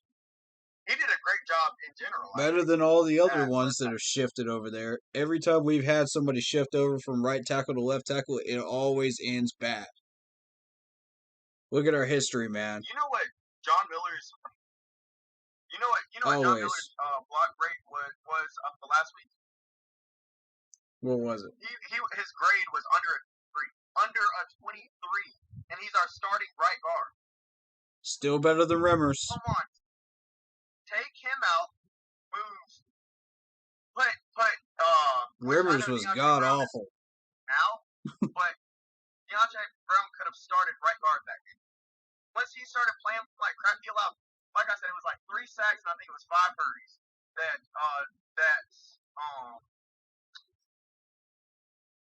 I want Trent Scott in. I want Trent Scott in. That's why we drafted these guys. That's why we picked these guys up. So we would have depth for situations like this to where, we keep ending up with O-line injuries and we keep having to play musical chairs every year. We keep having to move people over from right tackle to left tackle. And it's just getting annoying. It's aggravating. Yeah. It's frustrating. And it never ends well. My solution, honestly, build the depth. So, we have to look at the draft, and we need to look in free agency next year. We need to take a lineman in the first round, like I said last year. Yeah. Last year, when we tried to do that. We actually tried to do that. Horn, I was pissed. When we took J.C. Horn, I was pissed. I like J.C. Horn. Do not get me wrong. I agree. But I was pissed. But up to a certain point. We had an opportunity to get Slater, and now look, Slater is one of the best. Let me address that one. Left tackle in rookie. Yo, let me address that one. Slater's the second best left tackle right now. As far as rookies go. we were going for the tackle from Oregon, and that's the guy I wanted. Right. And that guy was Right. better than Slater. And here's how it was explained to me on Slater. Slater would get pushed back behind the line of scrimmage. You know how when a ball snapped, you stand up and you have to hold these guys and make sure they don't get past the line of scrimmage. Slater would consistently, in every film I saw, get pushed back at least 2 yards. Now, the tackle from Oregon that I wanted, and y'all know who it is because the Lions stole him from us for no reason at all. They had no reason to go for a tackle at all, and they went for this guy. And by the way, they're using him incorrectly. I just checked the depth chart last week, and they're using him incorrectly. So, this guy actively goes from the line and pushes the defender at least 2 to 3 yards past the line of scrimmage. He's aggressive. And they're not even putting him at the right spot, man. What are the Lions going to do with this dude? They're using him incorrectly. I wanted to gather my thoughts, so I came to the cards. But,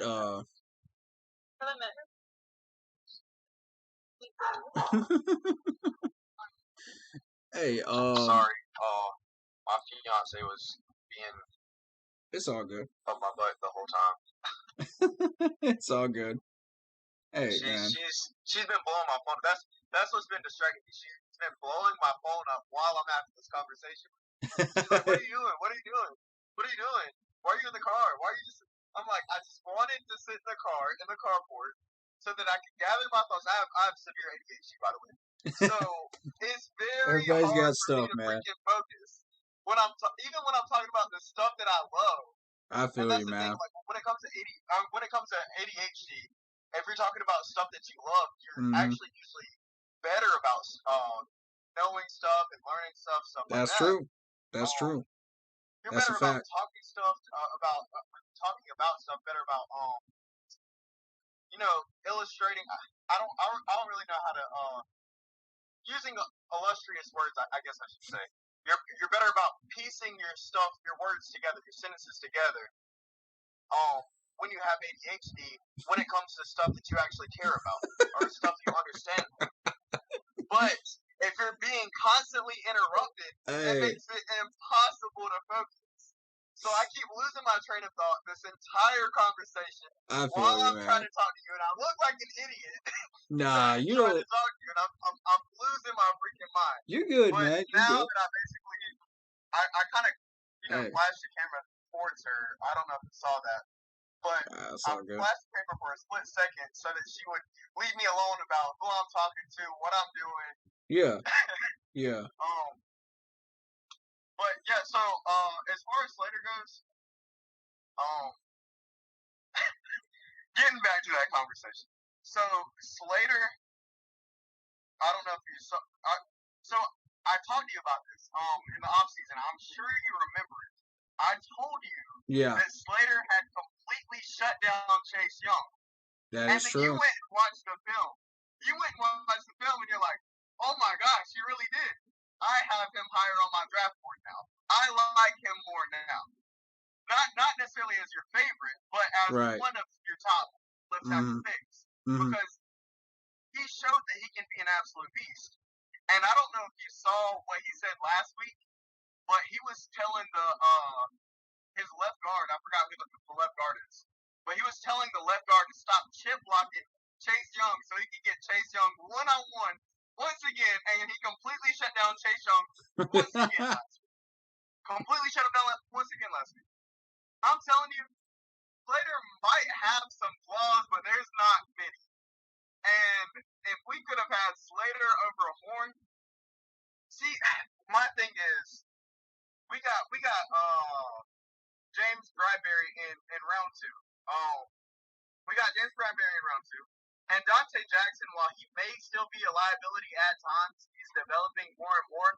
We got him in round 2. A lot of our best corners did not come from round 1 outside of Chris Gamble. our best corners came between rounds 2 and 5. That's true. Bryce Hall, I don't know if you know right now, Bryce Hall is one of the best young corners right now. I said years ago that I wanted Bryce Hall for us because he plays exactly like James Bradbury. And now he is playing great for the Jets. And he played pretty damn good against us. And but his talents are being wasted by the Jets. He was a 5th round draft pick. Now, Keith Taylor played amazing today. Even though he allowed some completions, he was draping and covered. Yeah, I was very surprised by Keith Taylor. He played great cover, and I think if I remember correctly, he was a 5th round draft pick also. Yeah, he was. My point is, you can always find a good corner in rounds 2 through 5 that can be a premier starter.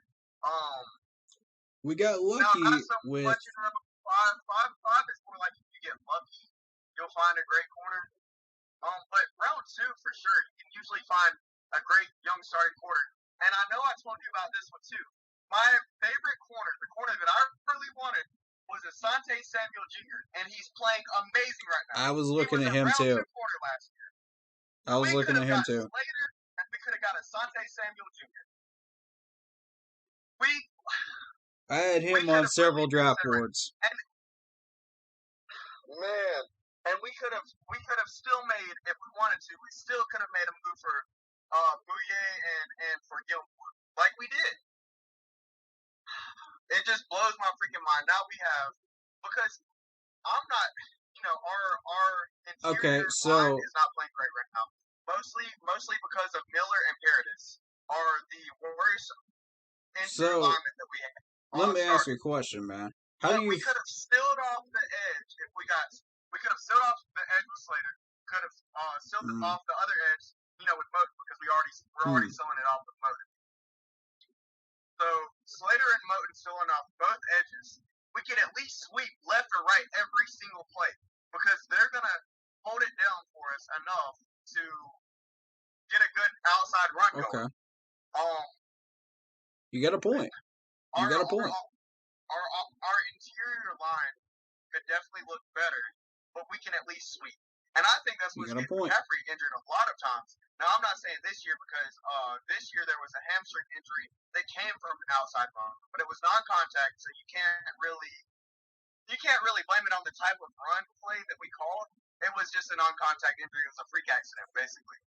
But with that being said, remember the year before he kept getting injured because he got his ankle stomped on a trap play, and there was another run play that we did up the middle that got him hurt last year, and that's why he missed most of last season, is because we kept running up the middle with him. And I love McCaffrey. McCaffrey can run between the tackles. Don't get me wrong. But with that being said, if a guy's 215 or under, you probably don't want to do it consistently, especially if they've already proven that they will get hurt if you make them do it consistently. Yeah, which is what happened with CMC. Good gosh. McCaffrey would We put so 75% of the carries and the workload on CMC for 2 years now. People have been warning him, and he won't listen. And now look what happened. Look what happened. We did find that silver lining of Chuba, though, and I think Chuba is going to be that next 1-2 running back punch that we had with Stewart and D'Angelo Williams, that 1-2 punch. Steven Davis and what was that running back's name we had back then? Yeah. That 1-2 punch, man. I see it. I see it developing. So let me throw this idea out to you. Completely forget the roster completely. Completely forget the roster. Say that you have a football team that you're trying to develop. Say you took over the Panthers. It's the 1994 season, and you took over the Panthers. We have the draft coming up, so it's time to build the entire team, right? You have a chance to build the entire team, and that's what you have to do from scratch. So my idea, my mentality is request in. I would focus on the entire line first. Send a request, and Sophia, and see if we can get you in. Running back. What's that? Sophia wants in. Yeah, send a request and see if we can get one more than one in here. If we can do that, then absolutely we'll try to do that. Well, I'll hop off this real quick. Let me just make this point real quick. All right. So this is what I was telling my friend. My friend's a Saints fan, so of course we talk a lot of junk, but we really do talk a lot of like real football, a lot. You know, he's not just some idiot Saints fan. You know? Right. So what I was telling him was, forget the. If you have a choice to focus on your offensive line or your running back, I'm focusing on the offensive line. I'm going to completely build the offensive line. Absolutely. And then get a running back, because the offensive line controls not just your run game but your pass game too. Facts. And not just that. That's your anchor. Not just that. And that's, you know, me coming from like I said, I used to play receiver. You know. Facts. Receiver is not that important. That's basic football knowledge right there. I was always taught the football game is won on the offense. Right. He froze up. Hold up. Give him a second. It was probably his Wi-Fi. But he was making some good points. Even though none of them really matched up with his argument for why we shouldn't be blaming Joe Brady, but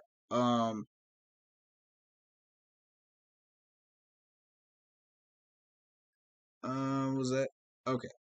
Sophia just requested, so I'm gonna add her in. What's up? Let's get her in.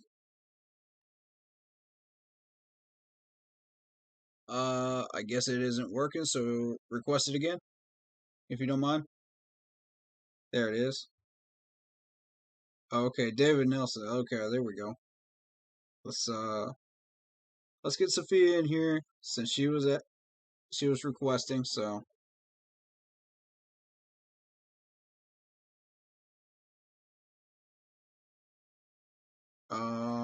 Okay. Let's see if we can get. I guess David's the one that's gonna be first, and then we'll see if we can get you in, Sophia. I'm sorry. I know this Facebook video chat is probably not the best thing out there, but you know we're gonna try to make it work. I want to upgrade it to Zoom so we can get everybody in, but you know it works that way sometimes. He was making some good points there, man. I'm sorry I had to leave for someone. It's all good. It's all good.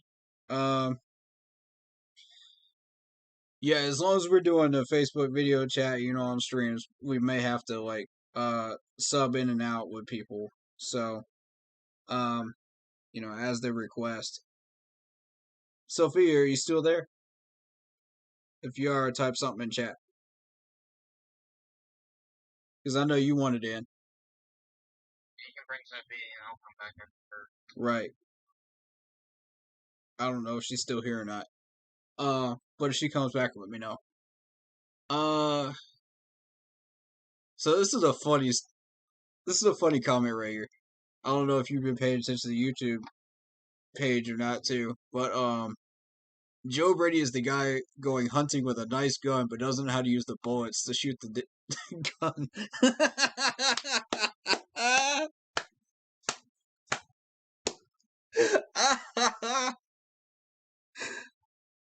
You killing me, man. Oddballs, you killing me right now, bro. That's so good. That's the comment of the stream right there. Oh my god. But yeah, this dude has been pushing Slater since way back. Man. And I don't know. I still prefer the offensive tackle from Oregon. That's just my preference, but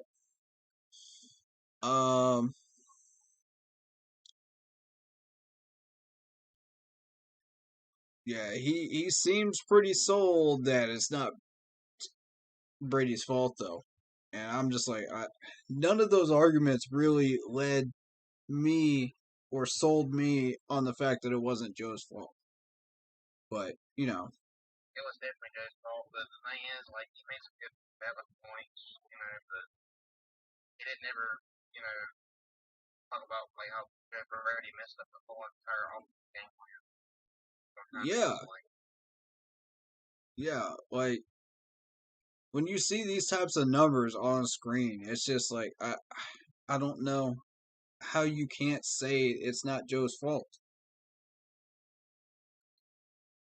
Like how we got here. Okay. It's the same thing every week, basically. And it's really sad. Yeah. Us Panther fans, when the diehards, it's sad. Watch that every week. Right. I saw something about okay. Maybe we should tell Wyatt it's Brady's fault. How much blame does Matt Rule get in all of this? Good comment, Vietnam. I noticed that earlier I couldn't get a word in, but I wanted to throw that comment out there. Honestly, it doesn't really become Matt Rule's fault until you factor in the wasted timeouts and the fact that Joe Brady's still here. That's where it becomes Matt Rule's fault because he's the head coach. He has the power to fire him. He has the power to do something about these timeouts. And Ron Rivera was famous for wasting timeouts during one year. I forget which year it was, but it was awful. God, I used to get so mad at that. Oh, me too. Oh my God. The entire year, it was just like, timeout. And it would be for the dumbest stuff, too. He would be covered for his players, so they don't get penalties. And you're sitting there and you're going, really? Really? This is what we're doing? I gotta get a point to bring up here. Think about that 51 season we had. Yeah. I don't give credit to Ron Rivera on the year. I give credit to Cam Newton because he would always odd up or change, carry the line, and change that actually made the place himself. Right. And right. A lot of people think Ron Rivera, you get credit for that, but he didn't. I don't give him credit for that year. I give Cam credit for that. That's just my personal opinion. I don't right. think about that.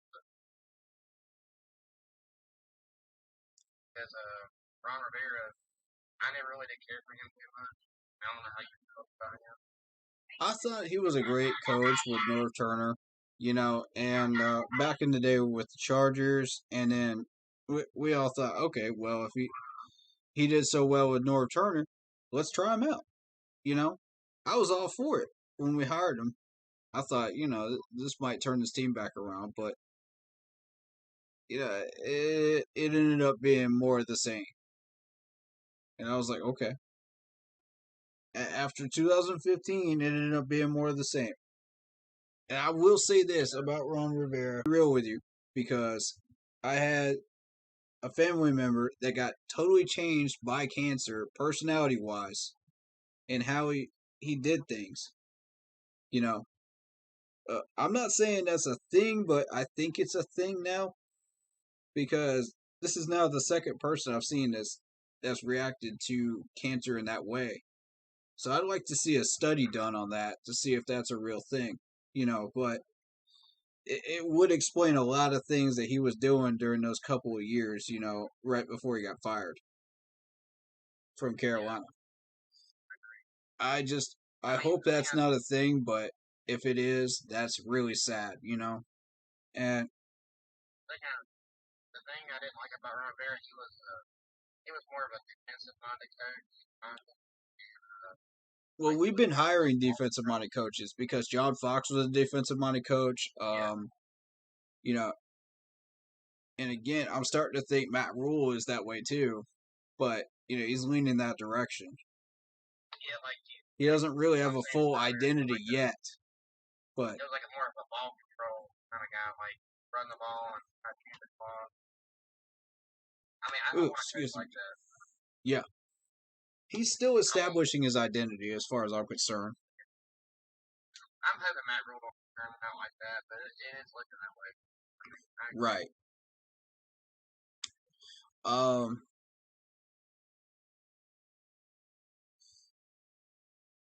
All ball says a lot of it goes on Matt. I think he panics when he's down. He pissed me off last week blaming the defense when your offense can't stay on the field or get third downs. Yeah, I mean, true. But that, he did panic a little bit, and he made some rather difficult decisions that, you hate to see him make. And one of them today was we got down to the red zone in the fourth quarter, and we decided, oh, okay, we're going to kick a field goal. And I'm just like, how many times have we been in the red zone today? And the game is on the line. Grow a spine, bro. Grow a spine. That touchdown could win us the game instead of take us to overtime. You know what I'm saying? Like, don't be cowardly as a head coach. Or it's going to lead you down a very bad path. That may lead to you not having a job at the end of 4 to 5 years. And it's sad. I felt bad because I was wanting Matt Rule. I feel like he's turned out to be a bad coach. There's been a handful of coaches that went down that road, and it never ends well for you. Because you don't find a job for a while. It happens, man.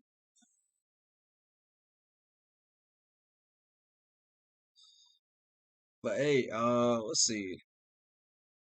CMC's injuries are body fatigue injuries. That quick turnaround hurt us. Again, the blame goes on the head coach for not thinking about the team health and the offense coordinator for using all his weapons.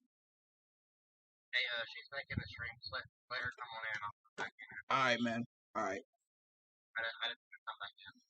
Yeah, Sophia, if you want to jump on in, send me a request, man. There you go. There you go. Come on in here. I guess, try it one more time. Maybe I can get you.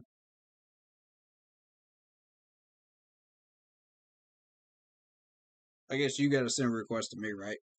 I guess that's how it works.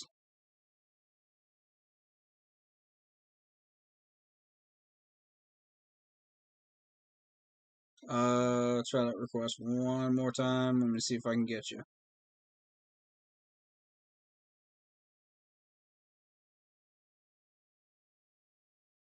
And Sophia says Matt Rule does not know what he's doing at all. Interesting. Now, see, I'd like to hear a little bit more about that right there. I want to know where that opinion's coming from. What you got behind it. Yeah, send me that request, Sophia. We're here for it. We're going to get you in.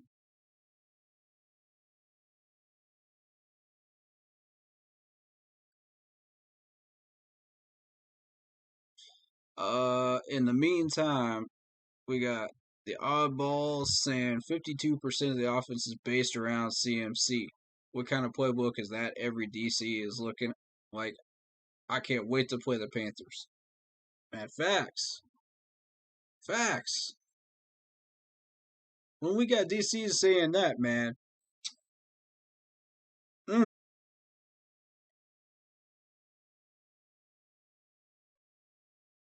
Alright, let me try you one more time. So I guess it doesn't work. Okay. Alright,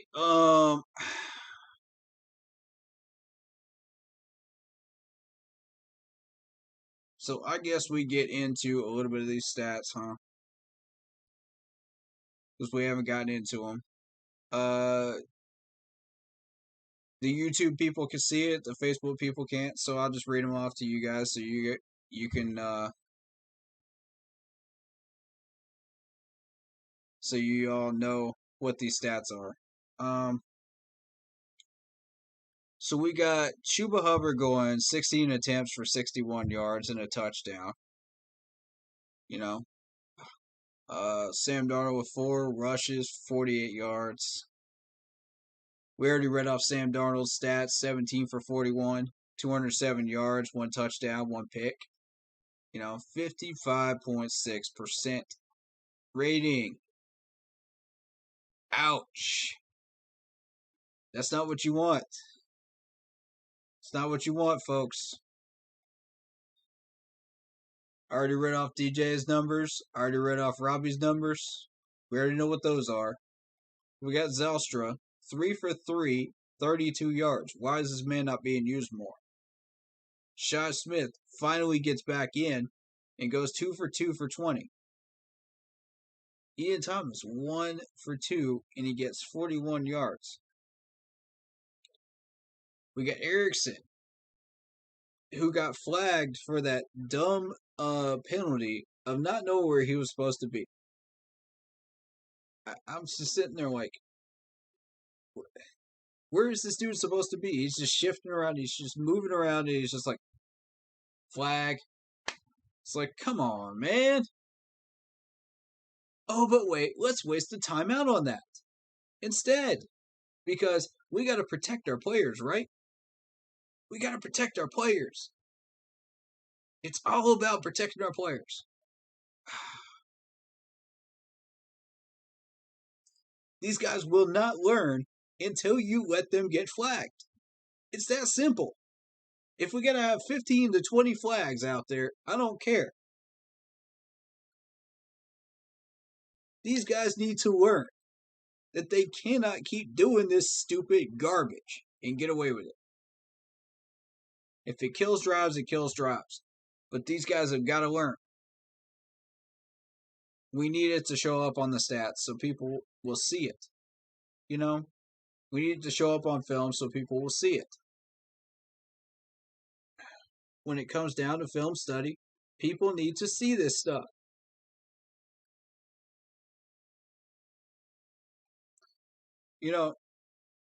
We use CMC way too much. And that's what led to his injuries.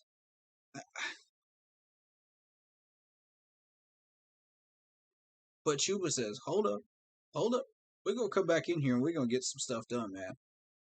We're going to get it done. Oddball says Ron did really good with Shula. That 2015 season was magic. Great defense and even better offense. 15-1 best record since the Patriots went undefeated in a regular season. That's true. That's true, oddballs. Come on, man. That's very true. But let's be real about that, man. McDermott is the reason for most of that success. McDermott is the reason for most of that success. Because you look at what he's built up in Buffalo, it's not a surprise. And we're going to be playing that Buffalo team in a little bit here, man. Later on, down the road. And we're going to see this magic Buffalo team that everybody's been like, oh, it's the Buffalo Panthers. We're going to get a good look at them. Right before the Bucks. So we'll have that going on.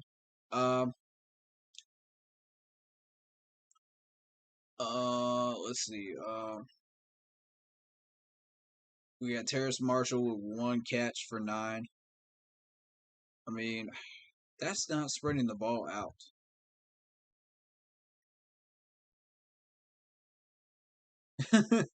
Oddball says, I don't know what type of coach Matt is. He might be a special teams coach.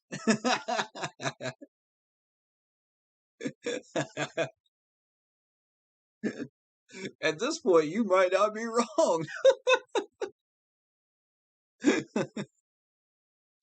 That man is still trying to find an identity, man, as a head coach, man. Like, he'll figure it out.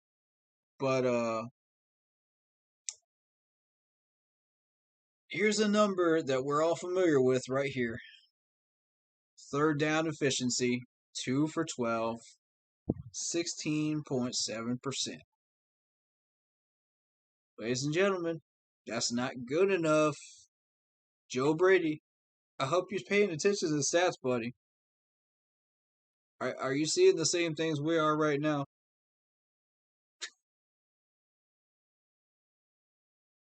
Okay. And we even got gifted 4 first downs, man. We got gifted 4 first downs. And we still can't take advantage of it. Oh. I don't understand it. I don't understand it. These were straight gifts. And we can't use it. Because Joe doesn't know how to make adjustments. All he knows is the basic plays that he pulls out of his back pocket. And it ain't a playbook, folks. It's the size of a napkin.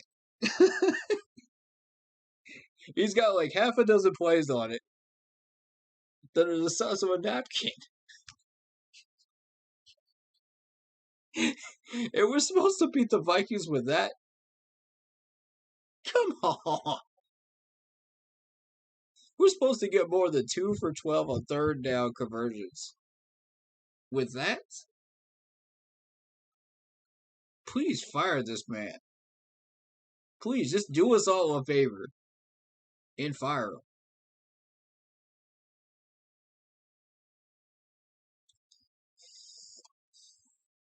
So, as a defense, we did allow 571 yards, but you have to consider that was overtime included. You know, without overtime included, it's probably like 400 something, right? Come on. We got 306 total yards.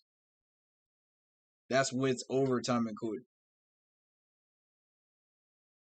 Now, if Joe knew what he was doing, that would be over 450.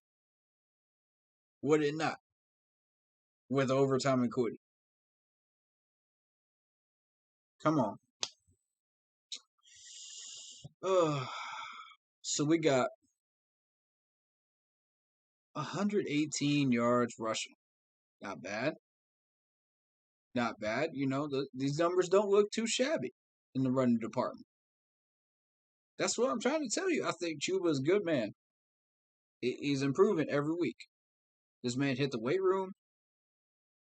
You saw that one first down where he just plowed through a couple of these guys and got those extra 2 yards. That's what I've been waiting on from Chuba.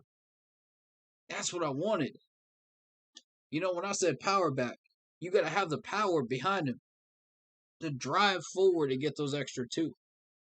You know, in those situations. So I liked it. Vietnam, I get pissed off every time I think about how Brady messed up our offense. Dude, facts. Facts, man. I'm right there with you. I'm right there with you, man. Fourth down efficiency. 2 for 2. See, the fact that we even had any fourth down conversion attempts. Didn't even have a fourth down conversion attempt. Look at this. No fourth downs. The fact that we had to go to fourth down, that irritates me. Long time ago. Long time ago. 17 for 41. Some of this is on Sam, but a good chunk of it's on Joe.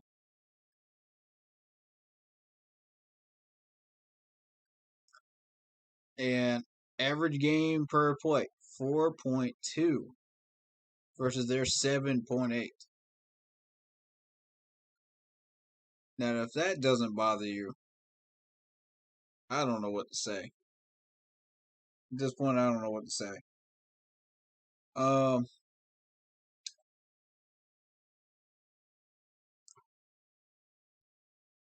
So we're looking at 6 punts.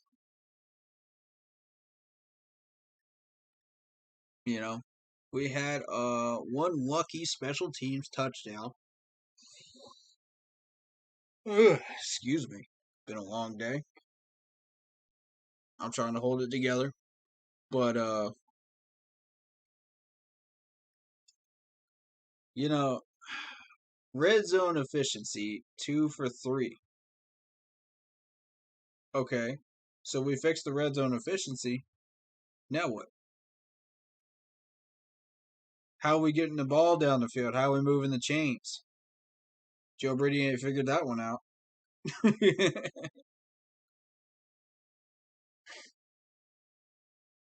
Joe Brady's like one of those kids trying to figure out, the shape blocks. You know how the kids have the shape blocks in the holes that you're supposed to put them in, the elementary school stuff. And Joe's just sitting there like, bam, bam, bam. Why doesn't this fit?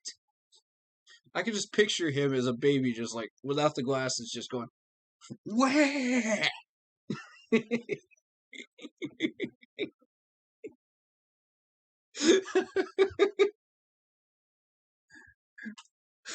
Come on, man.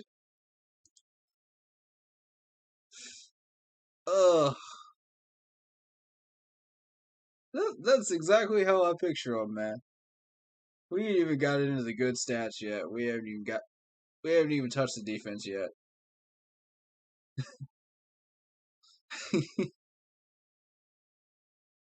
That's important, man. That's why that's important. Teach your kids, man.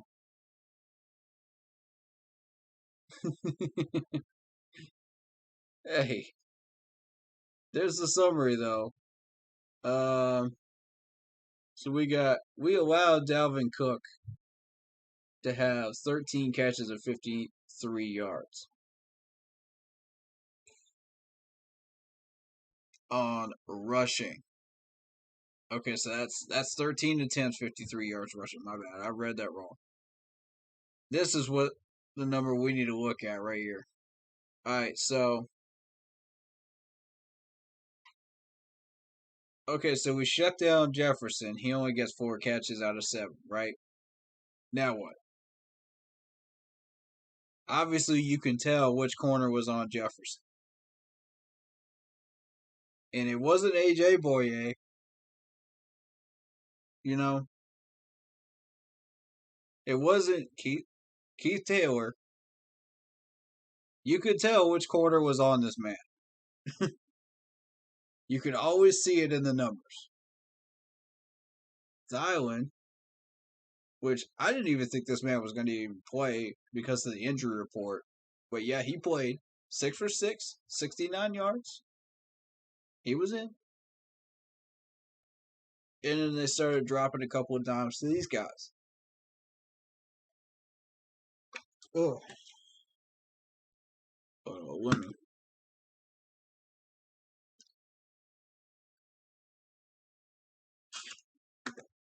Now, with that out of the way,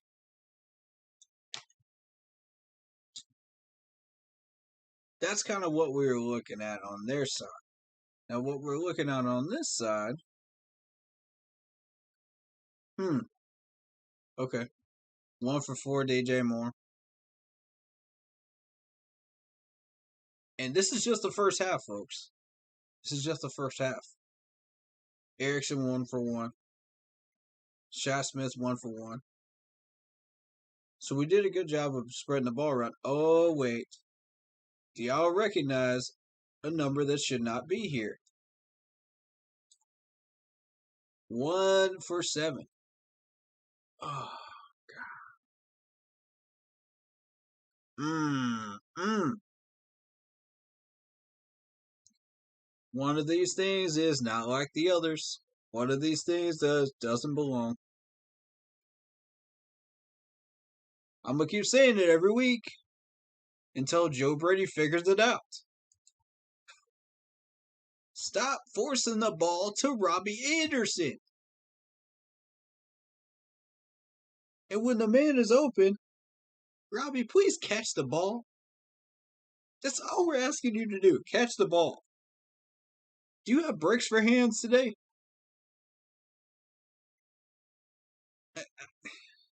You're going to come out here and complain about double moves, and then you're not going to catch these open balls.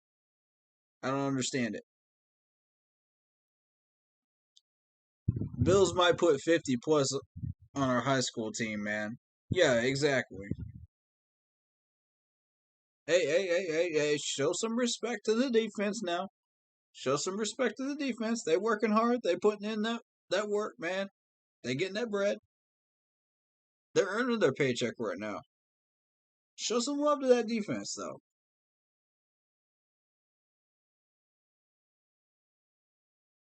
You know, I honestly think they're going to put up at least 35 on our defense, though. I think, the Bills' offense is that good right now. They're looking strong. They're looking tough. They're looking rigid. We're going to have trouble stopping all those weapons. And it's a numbers game. That's what the NFL has become on offense, is a numbers game. You know what we don't have? We don't have the numbers. We got Robbie Anderson, who's going 1 for 7 in the first half. We got DJ Moore, who's dropping the ball. So then who do we have?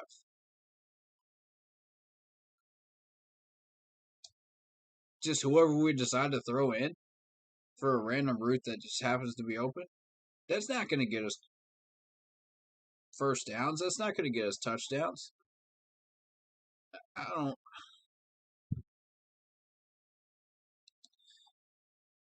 Joe Brady with that Madden playbook, man. Not just a Madden playbook, but a Madden rookie playbook. You know what I'm saying? Madden rookie playbook.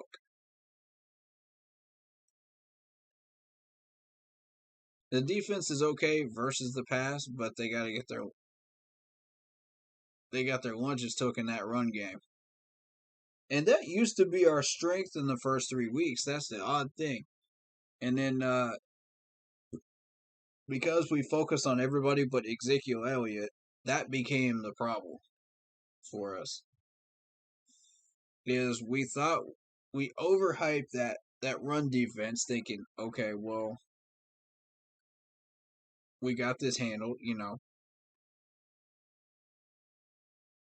But like Greg Olson said, the numbers can be a little inflated.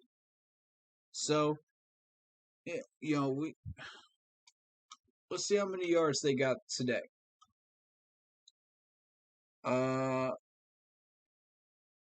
Today they got almost 200 yards rushing. But that was mainly Dalvin Cook, though. Come on. 1 touchdown. This dude was a beast. We could not stop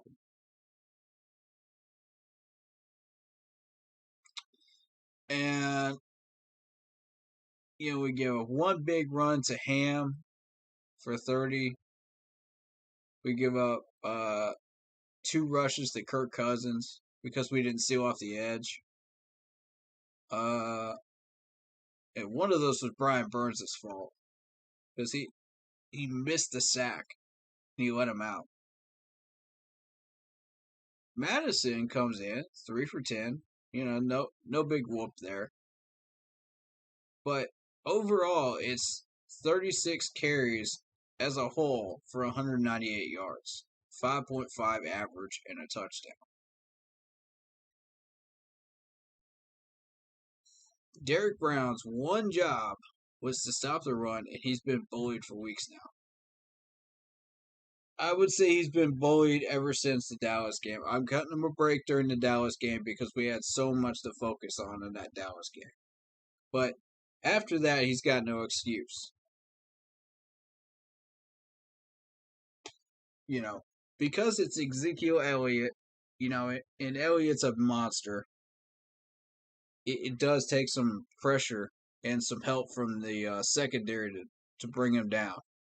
So I give him that. But after that, no. He's run out of excuses. We're dealing with Sanders, who is above average.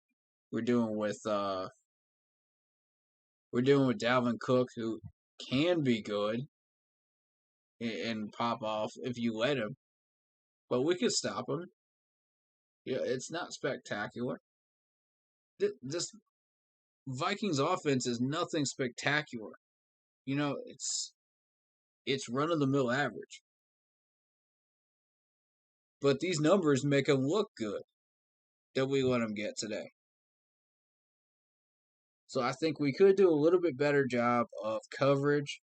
Sean Chandler, I'm talking to you. You trash safety. Come on, man. That's not even worth a ham sandwich. But yeah, you focus on Dalvin Cook, you shut him down. They're going to throw it to Tylen. They're going to throw it to Jefferson. They're going to try to get that ball into the hands of Osborne. Yeah. And that's why you see the numbers you do. Because even if you did stop the run, we're still in trouble. These guys are still going to catch these balls. Kirk Cousins went 33 for 48. 33 for 48. And I mean, we made him look a tiny bit better than he actually is. Let's be real about that. We made him look a little bit better than he actually is. Because he was putting up some nasty numbers before this. So, we come on down and we got fumbles. We got Dalvin Cook fumble one. We got Jefferson that fumble one.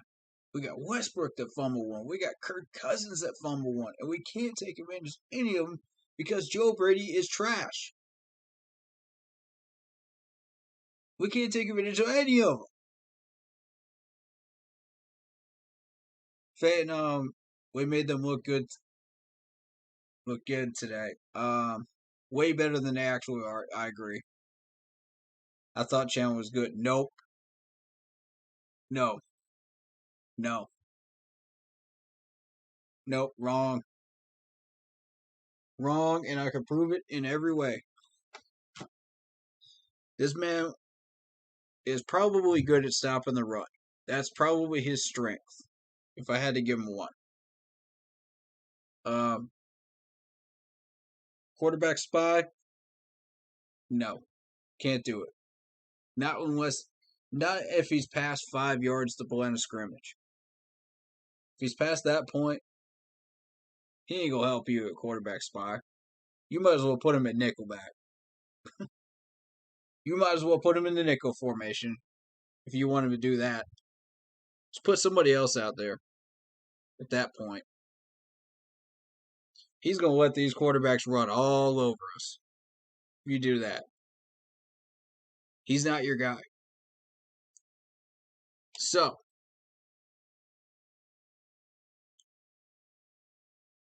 then, you take a look at the coverage. The coverage issues. And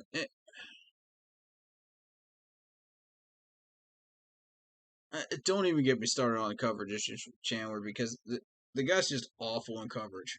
He's awful.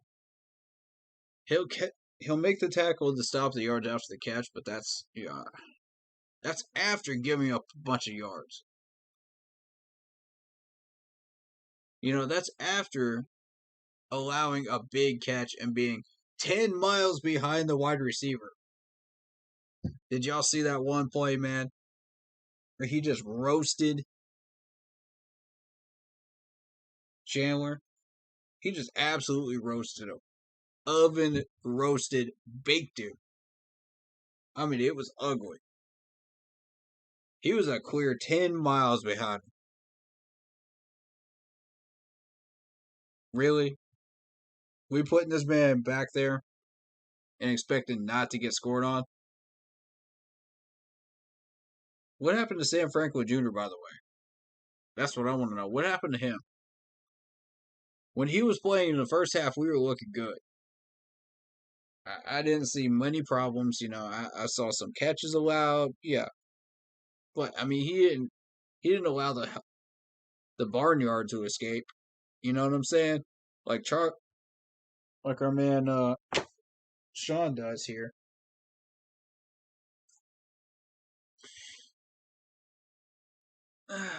So I was like, really? Chandler, when you put him back there, he's gonna let the cows escape. He's gonna let the chickens escape. He's gonna let all these wide receivers escape back there. They fish fried him. Yeah, they fish filleted this dude. And I've been warning this management for months. Ever since we got this dude in training camp. I saw this stuff in day 3. You don't put him in the red zone either because he's going to overshoot the gaps. He's going to let these running backs walk right up the middle on the draw plays. He will overshoot the gap every time. He can't cover in the red zone either. You saw it last week. This man got caught in Wizard of Oz land out there looking for Dorothy. By the time he figured out that this wide receiver had been like 10 miles behind him, oh, now I got to go make a play. And he can't finish. He's out there looking for Scarecrow's brain from the Wizard of Oz. That's what he's doing. For about 10 seconds, and then he goes, oh, my bad. I'm supposed to be tackling this dude.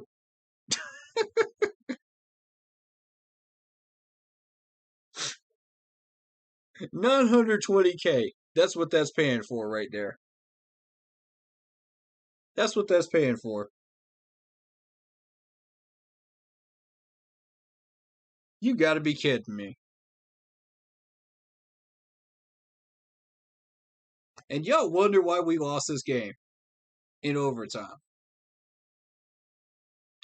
All that hard work, all that energy, all that passion, all those good plays that we put into this game, and Sean Chandler just goes, nah. I'm gonna let y'all roast me, man. I'm gonna let y'all roast me. Minnesota needed a touchdown to win. Ladies and gentlemen. They needed a touchdown to win. And he gives up all those yards in 2 plays. 2 plays. It don't matter what the nickel corner's doing. It don't matter what the regular corner's doing. It don't matter what the scheme was.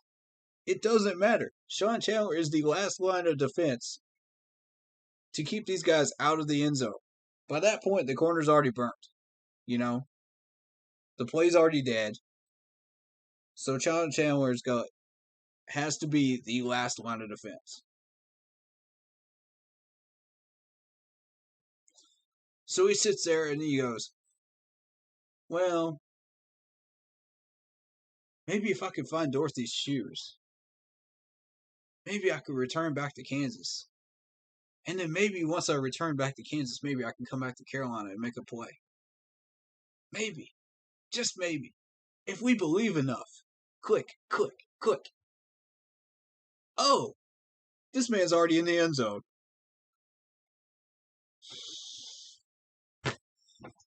You gotta be kidding me. We paid $920K for that.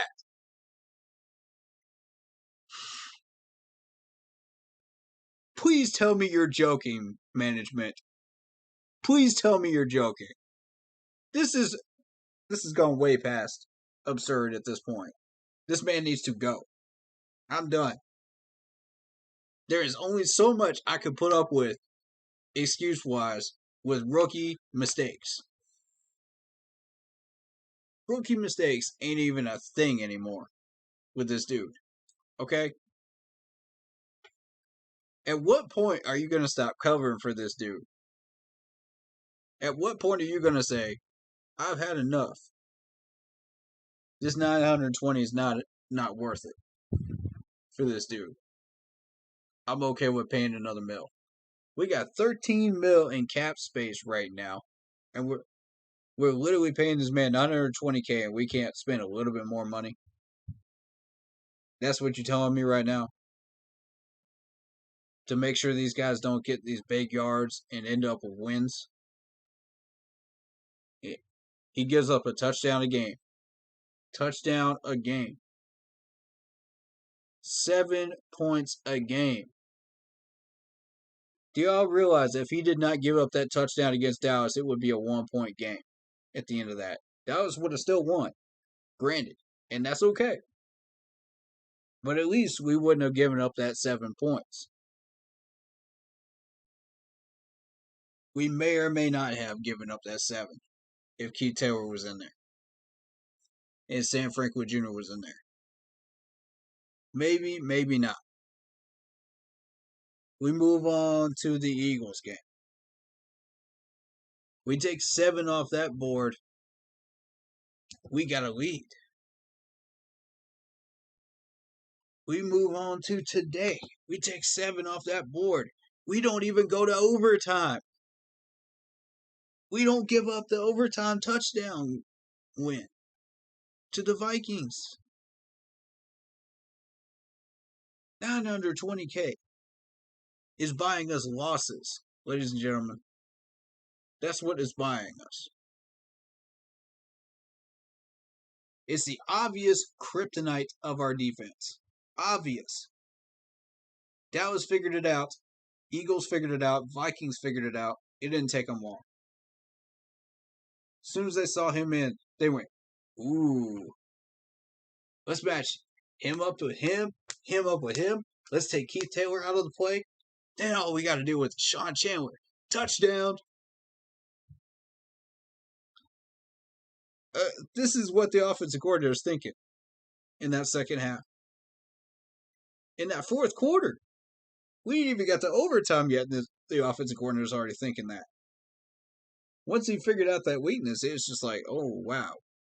All bets are off. We're going to start throwing this ball downfield. You know, Keith Taylor can only do so much when he gets blocked out of a play. He can't do much. His help is not coming over there. It's one-on-one versus Sean Chandler. And if we've been paying any attention to the films, oh, this will be easy. This will be easy. This is like taking candy from kids on Halloween. You know what I'm saying? Man, come on.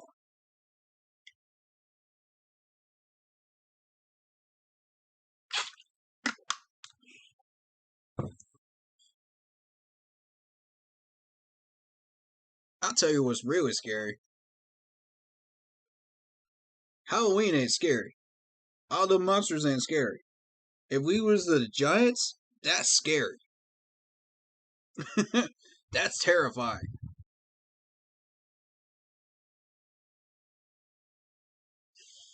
Thank you, oddballs. Exactly. If we drop the game next week, heads will roll. Because the Giants suck. They are trash. Someone's getting fired next week.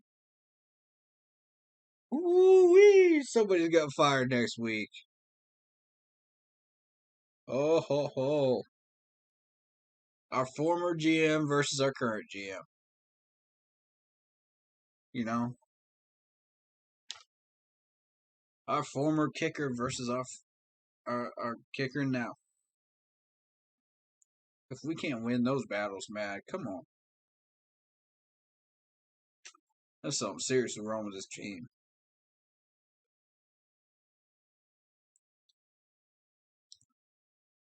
And notice, I haven't even gotten into our defensive numbers yet. I'm too busy focused on everything else. We're going to get there in a second. We're going to get there in a second. I want to read a thing in particular. And if you've been paying attention to my streams, you already know what it is. You already know what I'm looking for. Third quarter. Alright, let's see how much time we wasted in the third. Surprise, surprise, 7 minutes and 35 seconds. Unexpectedly. Okay.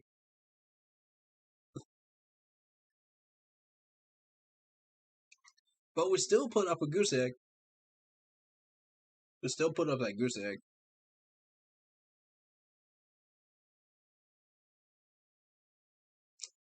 I think we got gifted a first down in that. During that third quarter too, I believe, right?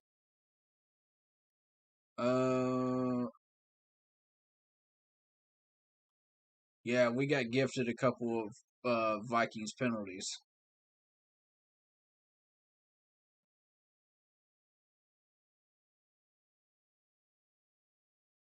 Yep. There it is. There's the other one. There's the other one. So we had a delay game penalty. I'm going to tell you, folks, even before we got to the third quarter, you know that delay game penalty that we had to take to where we couldn't use that last time out? I'm so glad we took that penalty because every time we take that penalty, Sam learns something.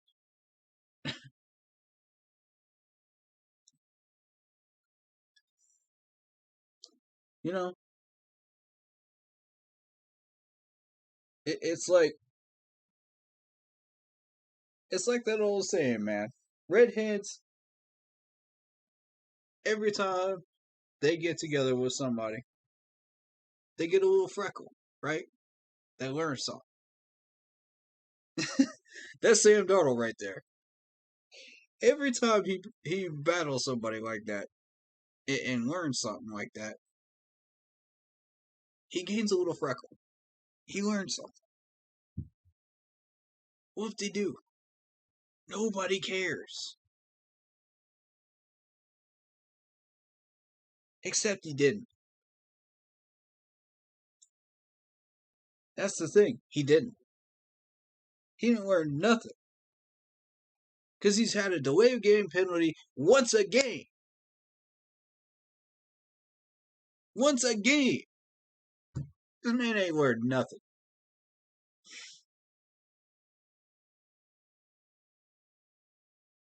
And that's with the coach saving him. How many more times are you going to save him, Matt? How many more times? You going to cover up for this garbage? We had to cover up for a 12-man. We had to cover up for Erickson not knowing where he was supposed to be. We had to cover up for 12 men on the field. We had to cover up for a delay of game penalty. We had to cover up for this, that, and the third. Like, come on, man. If we got to let these flags show up on the stats, we got to. You know, to let these guys learn. That's the only way they're going to learn. Let them look at it. Let them look at it in film study. That's the only way. So we get gifted 2 Vikings penalties, and we can't do nothing with them. Can't do nothing with them.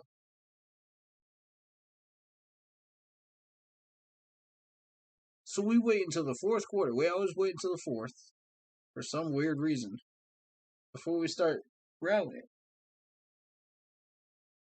And at this point, we're sitting there at 25 to 17. You know, it's manageable still. It's manageable.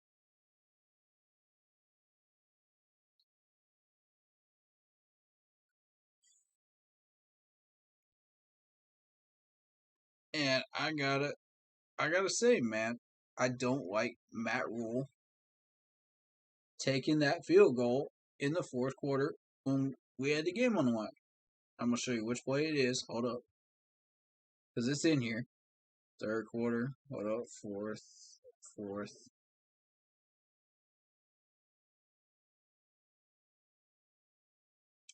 Okay.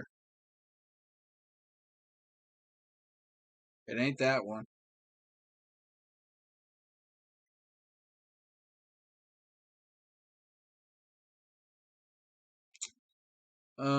Where is it?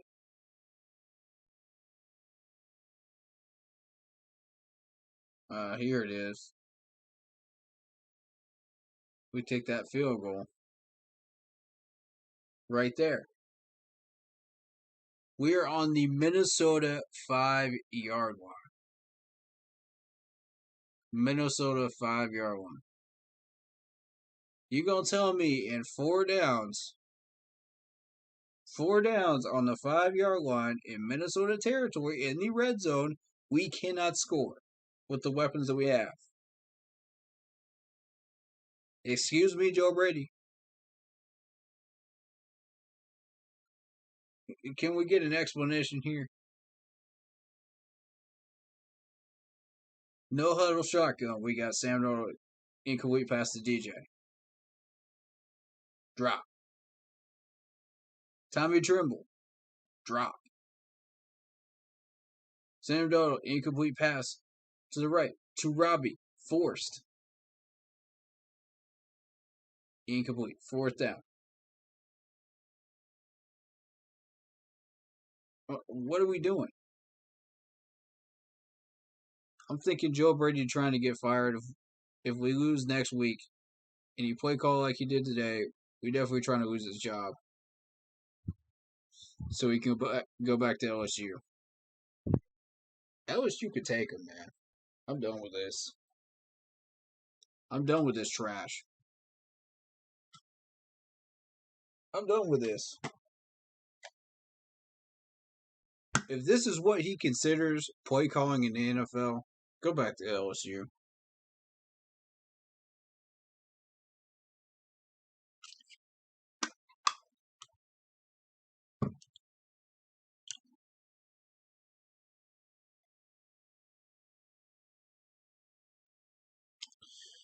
But hey, man, I appreciate you fading off.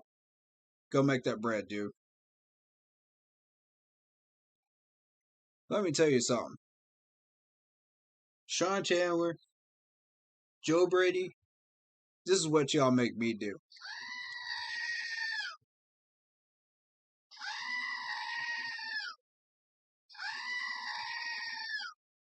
That was me in overtime. Looking at these guys like, are you serious? And if you're wondering what that sound was, Screaming Goat, by the way. $5. Novelty item. Love this thing, by the way. Hey, stay safe, man. Appreciate you all, boss. Appreciate you fading off. Both of y'all, man. Y'all the real ones, man. Y'all sticking around this late. I love y'all. But hey, let's talk about this defense, though. Let's talk about what went right. There's a lot that went right. These guys ain't getting their credit. They ain't getting their love. These guys did well. Keith Taylor. 3 pass deflections, 1 forced fumble. 10 tackles. Solo tackles, by the way. Open field tackles. Can we show this man some love? Keith Taylor, man. Keith Taylor. Show this man some love. Yes, sir. That's what we like to see out of this man right here. Jermaine Carter. 7 tackles. Open field out of 10. 1 tackle for a loss. Yes, sir. Let's go. Jeremy Chin, who's been on point every game. 7 open field tackles for 9. Pass deflection. They didn't want none of him. They saw what he did last week. They said, nah. We ain't throwing that ball near him. We ain't throwing that ball near him. We know what's going to happen. Sean Chandler, surprisingly, gets 6 open field tackles out of 9. That's not his weakness. That's his strength showing up. That's his run stop ability. He had 1 tackle in special teams, 1 forced fumble. Yeah. Sean Chandler can ball in special teams. He can open field tackle, but his coverage is god awful. It's god awful. And I mean, the open field tackle, he's going to show up every week in the stats. But his coverage is awful. If we had a stat for how many yards this dude is allowed, it would be sky high. It would be the size of the Empire State Building at this point. You know, Hassan Reddick, 6 open field tackles out of 8 on the day, 3 tackles for loss, 1 fumble recovery. Reddick was on fire today. Reddick coming out of nowhere, turning on that fire. Let's go, Reddick. Dude, I was so happy to see him do what he did. I was so happy. AJ, let's give this man some love too. AJ, 6 open field tackles by himself. 1 pass deflection, 1 forced fumble. He had no help. He did this all by himself. AJ, you a baller, man. You a baller today. Show some love to this man. He's a baller. Brian Burns, 3 open field tackles out of 6. The last 2 weeks have been kind of slow for him.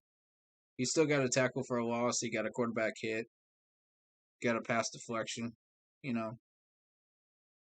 That's pretty good. Pretty good day.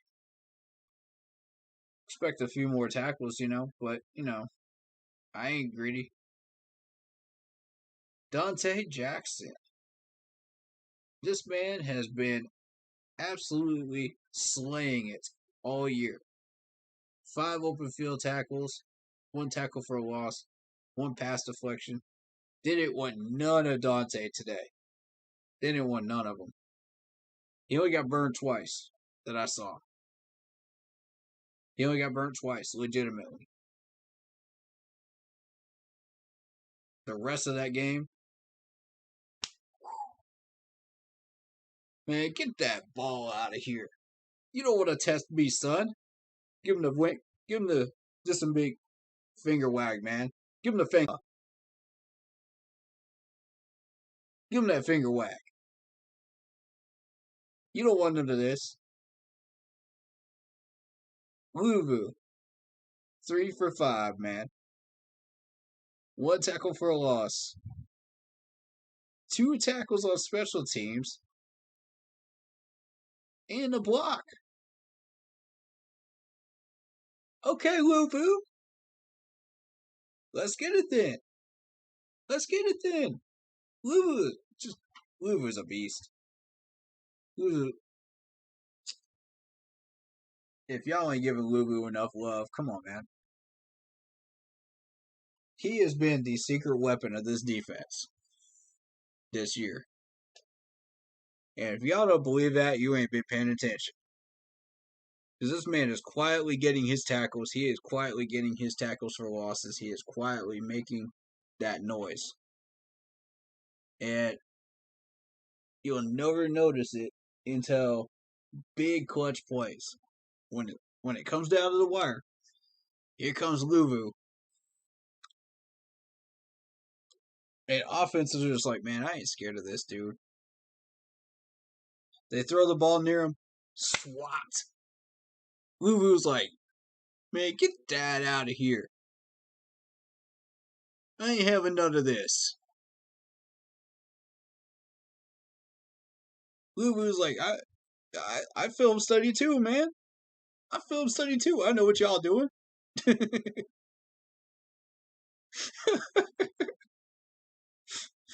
That was Dante Jackson on that one point too, man. I'll tell you, overtime, man. We just blew that wide receiver up. He was just like, y'all want some of this? I film study too, bro. I knew that was coming.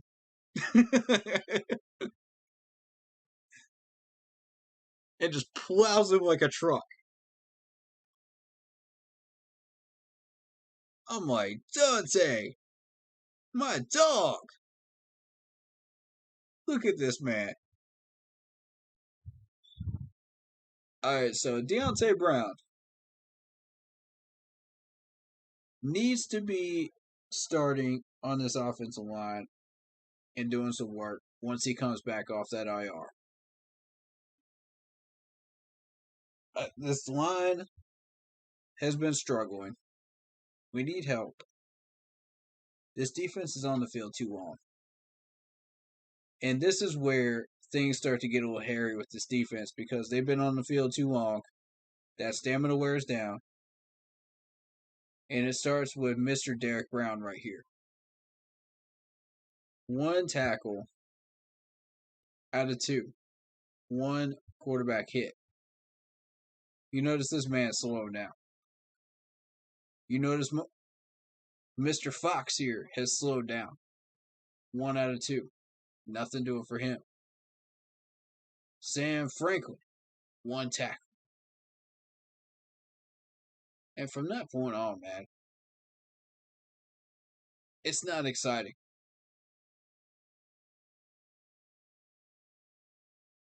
It's not exciting at all. These guys get worn down stamina-wise because they're on the field too long. The Fox announcers figured it out. Okay? If the Fox announcers figured it out, and I figured it out, what is taking this management so long to figure it out? If you follow the breadcrumb trail, it leads straight back to Joe Brady. It's not complicated. Joe Brady is trash. Point blank. It comes down to, do you want to win the rest of these games, or do you want to fail again? There's 2 roads right here this coming week. It comes down to that. Do you want the rest of these 10 wins, or don't you? Pick one. Let's see what this management does. Because if Joe Brady ain't gone after next week, I think that Falcons game might be the last straw. I think it might be. If he ain't going after that Falcons game, we have chosen draft picks. Straight up, we have chosen draft picks. We haven't chosen winning, we have chosen draft picks. Instead of the playoffs. That's just a fact. If Sean Chandler remains back out there at free safety, and y'all don't move him, we have chosen draft picks. After 2 weeks. I'm giving y'all 2 weeks. 2 weeks. Joe Brady, this is your 2 weeks notice, man. Start looking for another team. This is your 2 weeks notice.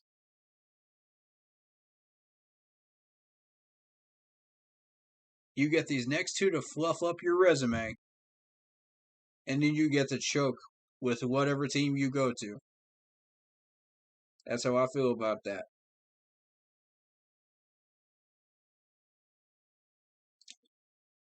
And again, I told y'all at the beginning of this stream, I don't roast these players unless I know.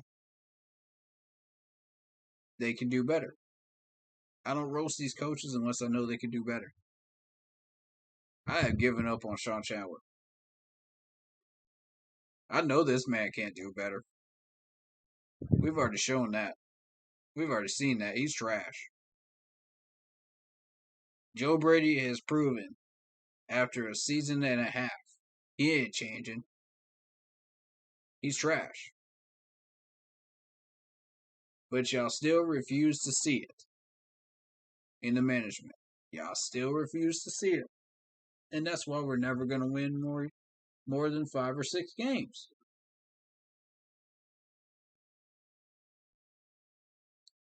I don't care how soft our schedule is, it's still going to be 5 or 6 games because we never change. We never adapt. You know, we never catch up with the rest of the league. We're the Jacksonville Jaguars of the league. We never catch up. We just sit back there and we go, okay, well, we're content sitting in the middle of the league. We're content sitting in the bottom third of the league. We never adapt to whatever's going on. Or we're way late doing it, you know, on offense.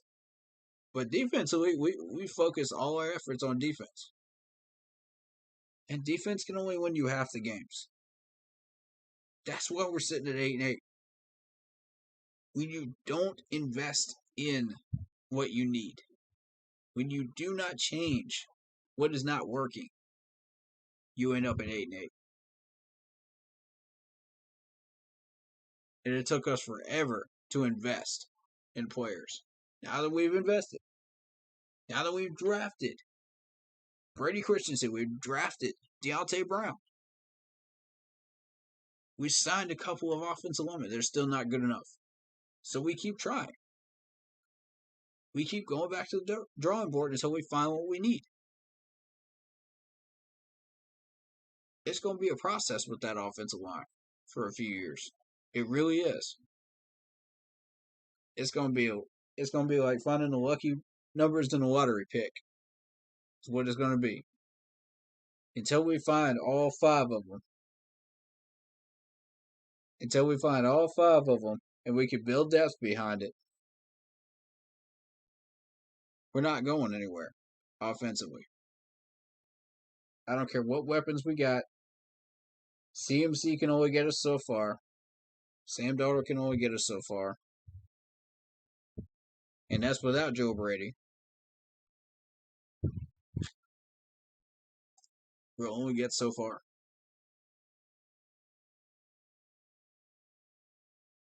And Scott Fitter, give him credit. He's trying. He's trying to trade. He's trying his trade daddy tactics right now, and it ain't working. Because nobody wants it. Nobody wants what we're selling. Would you want Sean Chandler? Shoot, no. Would you want Joe Brady for the price of a ham sandwich? No. Would you want our boy Robbie Anderson, who's got bricks for hands this year? Nah. Sorry. I give you maybe a 5th for Robbie Anderson. But that's it. At this point. A 5th and a ham sandwich. For the rest of it. I mean, honestly, that's where we're at. Nobody wants what we're offering.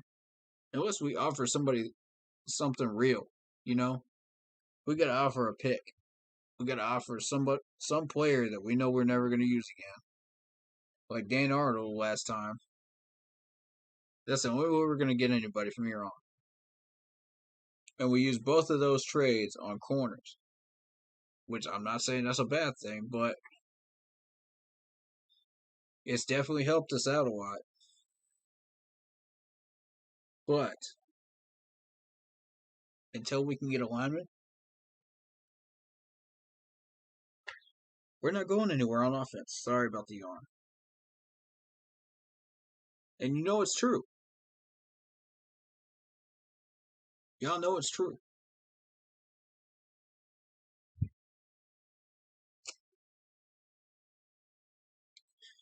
I don't know what else we really want to cover here.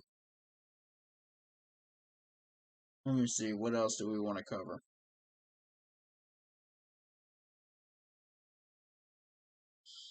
Let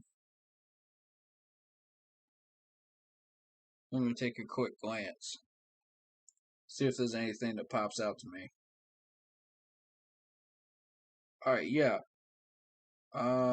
Vikings had 4 punts today. 4 fumbles. 4 fumbles. They had 11 penalties for almost 100 yards. And we still couldn't take advantage.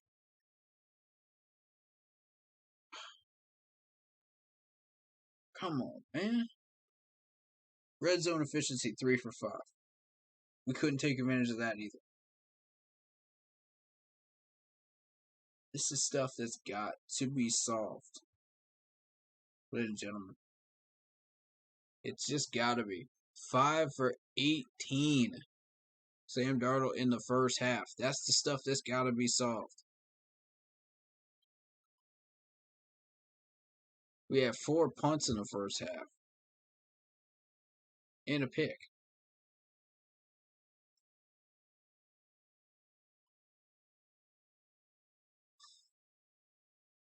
Put the blame where it belongs. Put it where it belongs. Don't blame the defense. The defense did their job. You can blame Sean Chandler. Go ahead and blame Sean Chandler.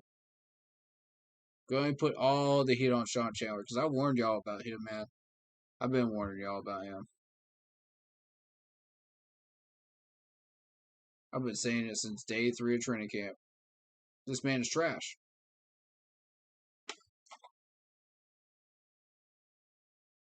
But don't blame the rest of the defense.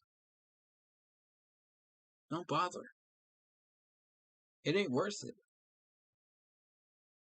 It ain't worth blaming them, man. When they did everything they possibly could to keep us in that game. Yeah, we had some lazy pass coverages. Yeah, we allowed some deep passes. That's not entirely Chandler's fault. I'll grant you that. Yeah, a couple of these guys got burnt. Yeah, it happens. That offense. Stop forcing the passes. Stop it.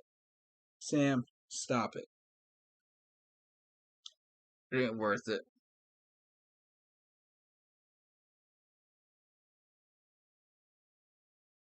It ain't worth getting mad over this game.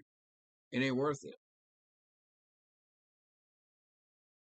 Because you know what? Everybody played up to their fullest potential. Even Sean Chandler, with the weaknesses that he has, he played up to his fullest potential. But his weaknesses are way more than his strengths. So, for the strengths that he has, he played them up. He did the best he could.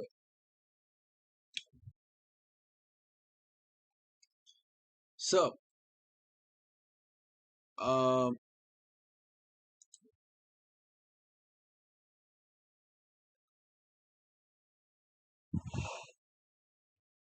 we have the Giants next. We have the Falcons after that. Then it's the Pats.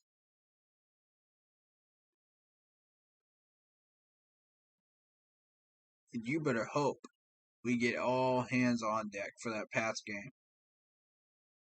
That game's going to get ugly. Alright, so since we took a look at our team, let's take a look around the league. That's one thing we do to finish up.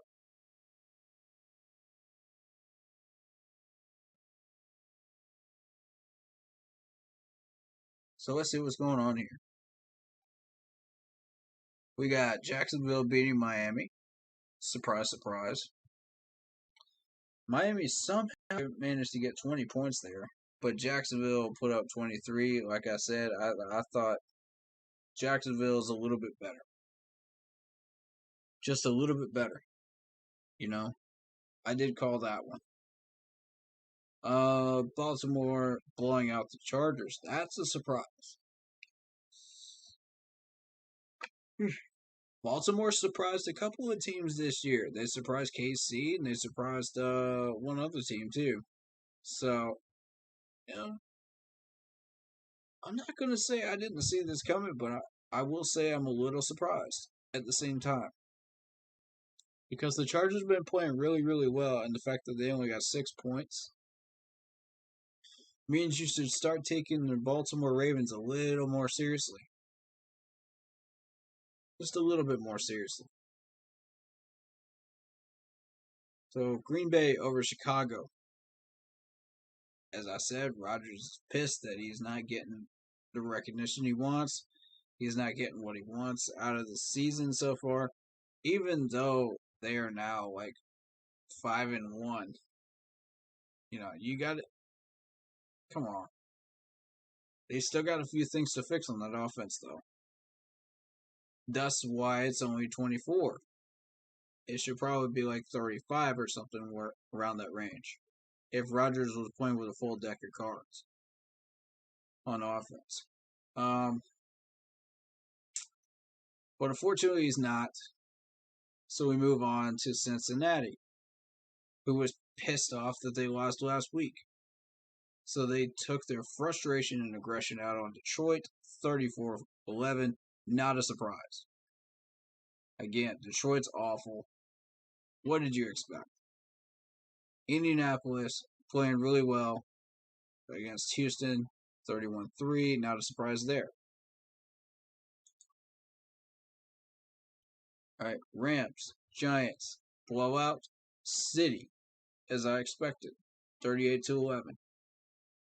Rams have all that firepower and the weaponry, and they're playing well.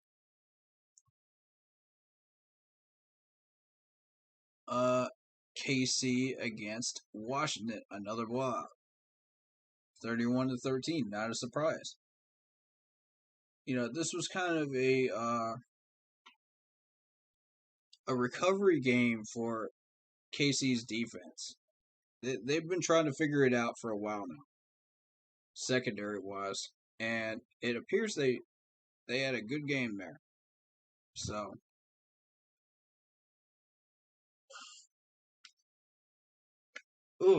excuse me.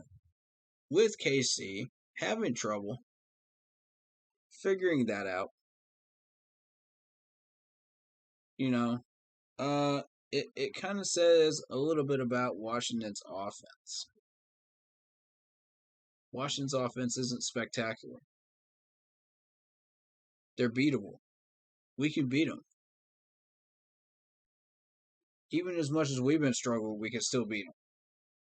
As long as we play well on defense.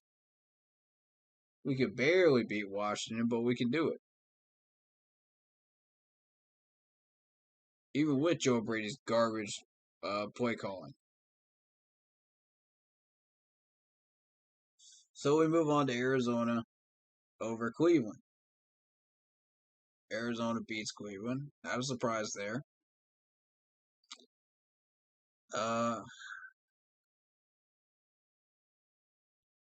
Except for the amount of points that Arizona scored on them. That was a little shocking. I didn't expect that. I thought that would be a little closer than it was. Raiders and Denver. Raiders finally got it back together. They got that win 34-24. Nice job. Good for them. You know, Dallas, 35 points again. Putting up those monster numbers on offense. You can't stop them. You can't cover everybody. Like I said, I expected this. even as good as New England's defense is, they're about as good as ours is, and you still can't figure out how to stop all those guys. It's just not possible. It's a numbers game with Dallas. You know, some of these offenses have figured that out. So we need an offensive coordinator that can figure that out as well. And Joe Brady is not the answer. We have the numbers. We just got to put them together. We got to put some good roots with these guys. Make it work in their favor. We'll get there. But notice that New England's offense put up 29 points. That does not make us look good. And I'll tell you why. Because we put up 28 against that Dallas secondary. New England put up 29. So, where does that leave the strength of Dallas's defense? How strong really is it? People are starting to question that now. Especially after we took the Vikings to overtime. Come on. Starting to question it now.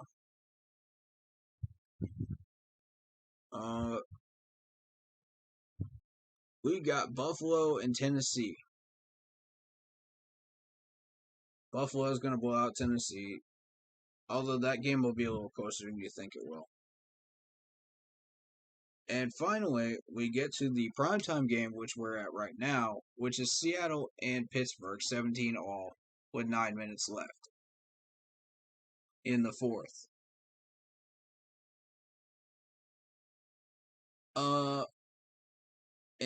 As I expected, this game was going to be a little closer than everybody thought it might be.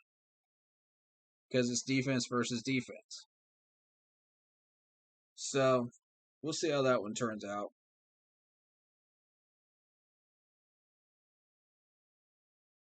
I think it's going to be Seahawks winning that one. We'll see.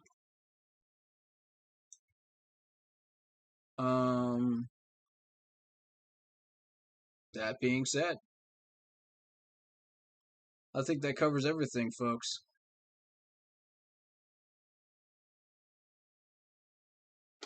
So, to wrap up, we didn't get it done against the Vikings. We went to overtime. Chandler choked again. Sam Darnold choked again. Joe Brady choked again. Who we blaming this time, Matt?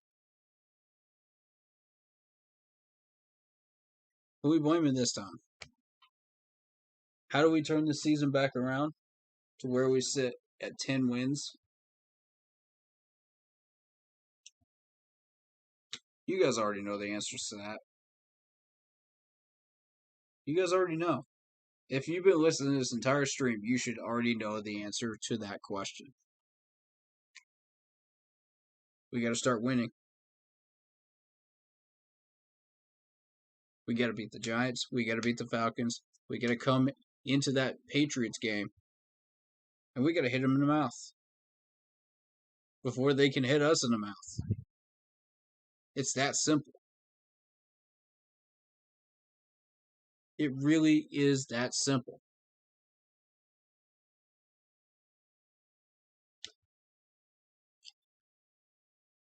You want 10 wins?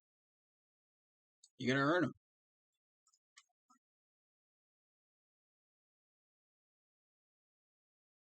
Giants should be wins. That's 2. Easy wins right there.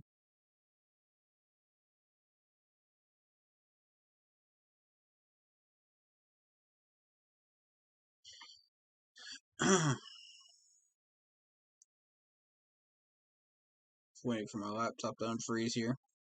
It does this every day at 3 hours and 20 minutes, somewhere around that range. And I don't know why it does that.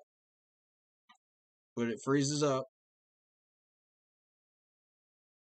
There it is. All right.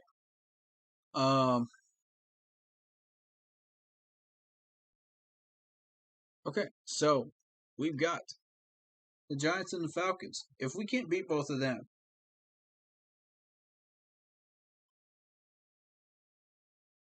it's time for heads to roll. It's time to put somebody on the hot seat.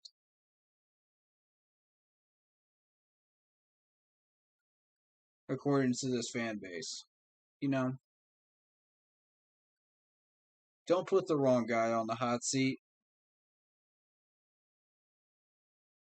Let me tell y'all something. Don't put the wrong guy on the hot seat. We all know it's coming. Don't put the wrong guy on the hot seat. Joe Brady needs to go on the hot seat. It ain't Matt Rule. It ain't Phil Snow. It ain't Scott Fitterer. Stop that. It's Joe. Joe needs to go. It's plainly obvious. If you got half a brain, if you've been paying attention to any of these games and understand Panther football, even half as well as you guys claim to, outside of our follower base and outside of our sub base here on this channel, y'all will not throw the wrong coach under the bus. Y'all will not throw Scott Fitterer under the bus. Do not do it. Do not do it.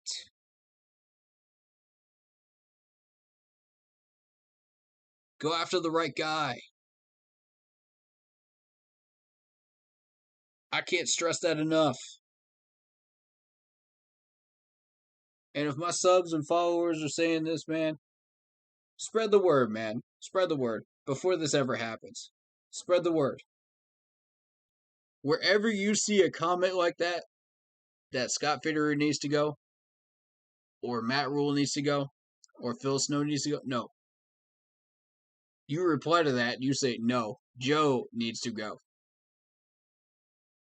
That's what I want to see from all of y'all, man. I want to see all y'all get active on these social media pages this week. As many as y'all can. As many as y'all see of these comments. If you're on one of these pages, do something actively. Say something. Let's help these men keep their jobs. They deserve it. Joe Brady does not.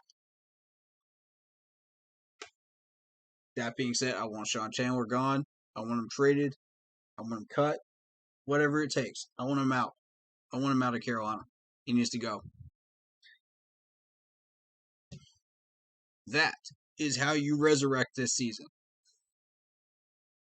And you keep us on track for 10. As always, I hope this stream finds you happy, healthy, and well. You know we're always going to find a way to keep pounding anyway. Regardless of what happens, we're always going to find a way to keep pounding. That's what we do. I love y'all, man. I love y'all, and I hope y'all love me too. I hope we all love each other, man, up in here, man. It's a big family. It's a big family, and it's going to keep growing. Because y'all are awesome. We're all awesome. And we're just trying to do what we can to make this organization and this team a better place. To where we can start winning. That's all we're trying to do. That's all we've been trying to do from the very beginning.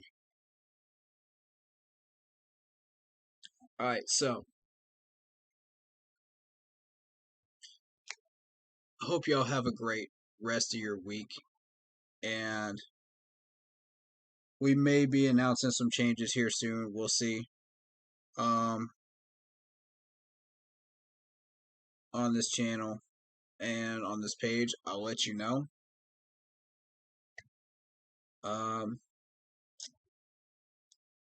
When and if it happens. I gotta talk to a couple people. I gotta get some stuff straightened out. But we might see some changes here soon. some good changes. And I'm excited. I'm excited to get this going. I'll try to get Zoom going for you guys. That'll be the next thing on my bucket list of things to do this week. And I'll start working on that on Monday. Monday afternoon. But I just want to thank y'all for your support and sticking around and, showing love to the page, showing love to the channel. Y'all are what makes this channel go, man. Y'all are what makes this happen every week. If it weren't for y'all, man, I don't know what I'd be doing right now. Probably sleeping. But, y'all are what makes this go. And I love y'all, man. So stick around. There's a lot more content to come. There's a lot more success to come. There's a lot more fun to come. Even if we don't win, there's still some content to put out. So, I'm always going to keep going and keep doing what I do. That's just what I do. Take care, man. Take care, all you ladies out there. Shout out to our great country of El Salvador, where we had this man come in here. Appreciate you, man. Hey. I hope I got your name right. Twerma? Did I get your name right? Hope so. Nothing but love to all the different countries of people that are watching besides the U.S., outside of the U.S. We got love for everybody, man. We got love for all of y'all, man. Hey, shout out to Grayson Owens, Adam Potter. Shout out to Corey McKinney, who was on stream.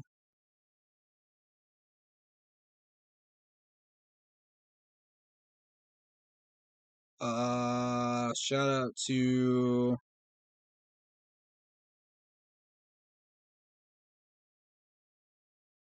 let me see. This Facebook chat is really weird sometimes.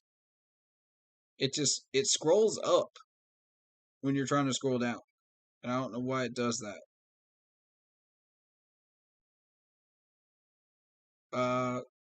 Shout out to Torian. I believe he was in for a little bit. If I missed your name, it's because the Facebook chat is scrolling like really weird. So it's been like that. I'm trying to get everybody though.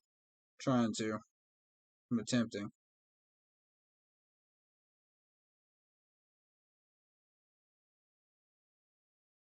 Shout out to Jesse. Shout out to Sophia. I'm sorry I couldn't get you on stream. Maybe next time though. Okay? Hey, come back around next time, man. We'll try to get you in, alright? Unfortunately, I was only able to let one person in, but that is what it is. But I appreciate you coming by though.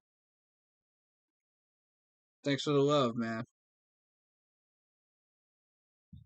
Shaneka, hope you're doing well. Thank you for stopping by the stream. She's been here before. So shout out. Shout out to all these people, man. As far as YouTube chat, shout out to Christopher. Shout out to the real Zero Chill, who is in my chat like all the time. Vietnam 26 as well. Shout out to Matt David. I see you. Shout out to the real Oddballs. And let's see.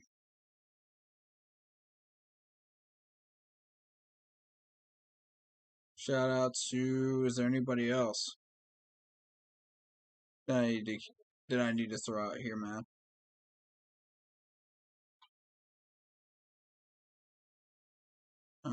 Nope, doesn't look like it. All right. So, and finally, a shout out to all the new for the channel and the page. I appreciate y'all, man. Much love to y'all, man. Much love from here to you. Much love from here to you. Hey, we hope you guys return, man, and hope you enjoyed the content. If you did, hit that like button. If you haven't liked and subbed yet, please do so. And also hit the bell because there's a lot more content coming. You know, we're only at week 6 during the season. There's a lot more content to come. It's an 18-week season.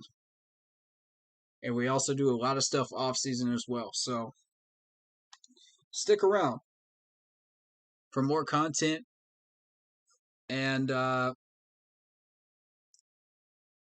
content is based on the NFL schedule. So if you don't see any content for like 2 months out of the year, that's probably why, because there's not much going on. And I usually let you guys know that. So, you know, you guys know when to come back and start checking out the channel again. Because I'll start posting and stuff during that time. But,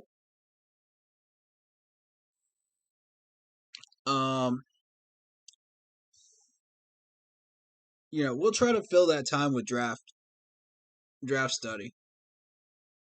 If that would be cool with you guys. We'll try to do that during the off season. All right, folks.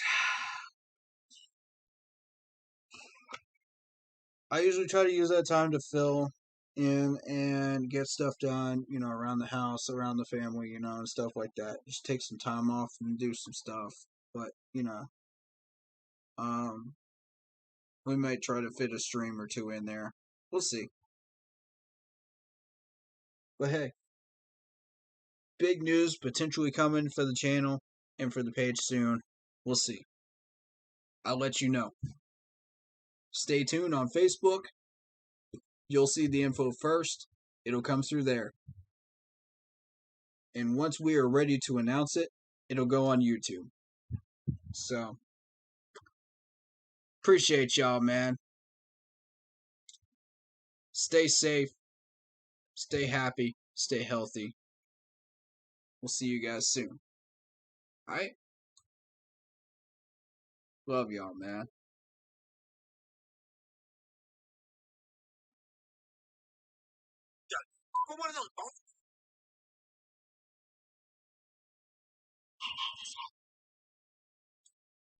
I don't even know what that was.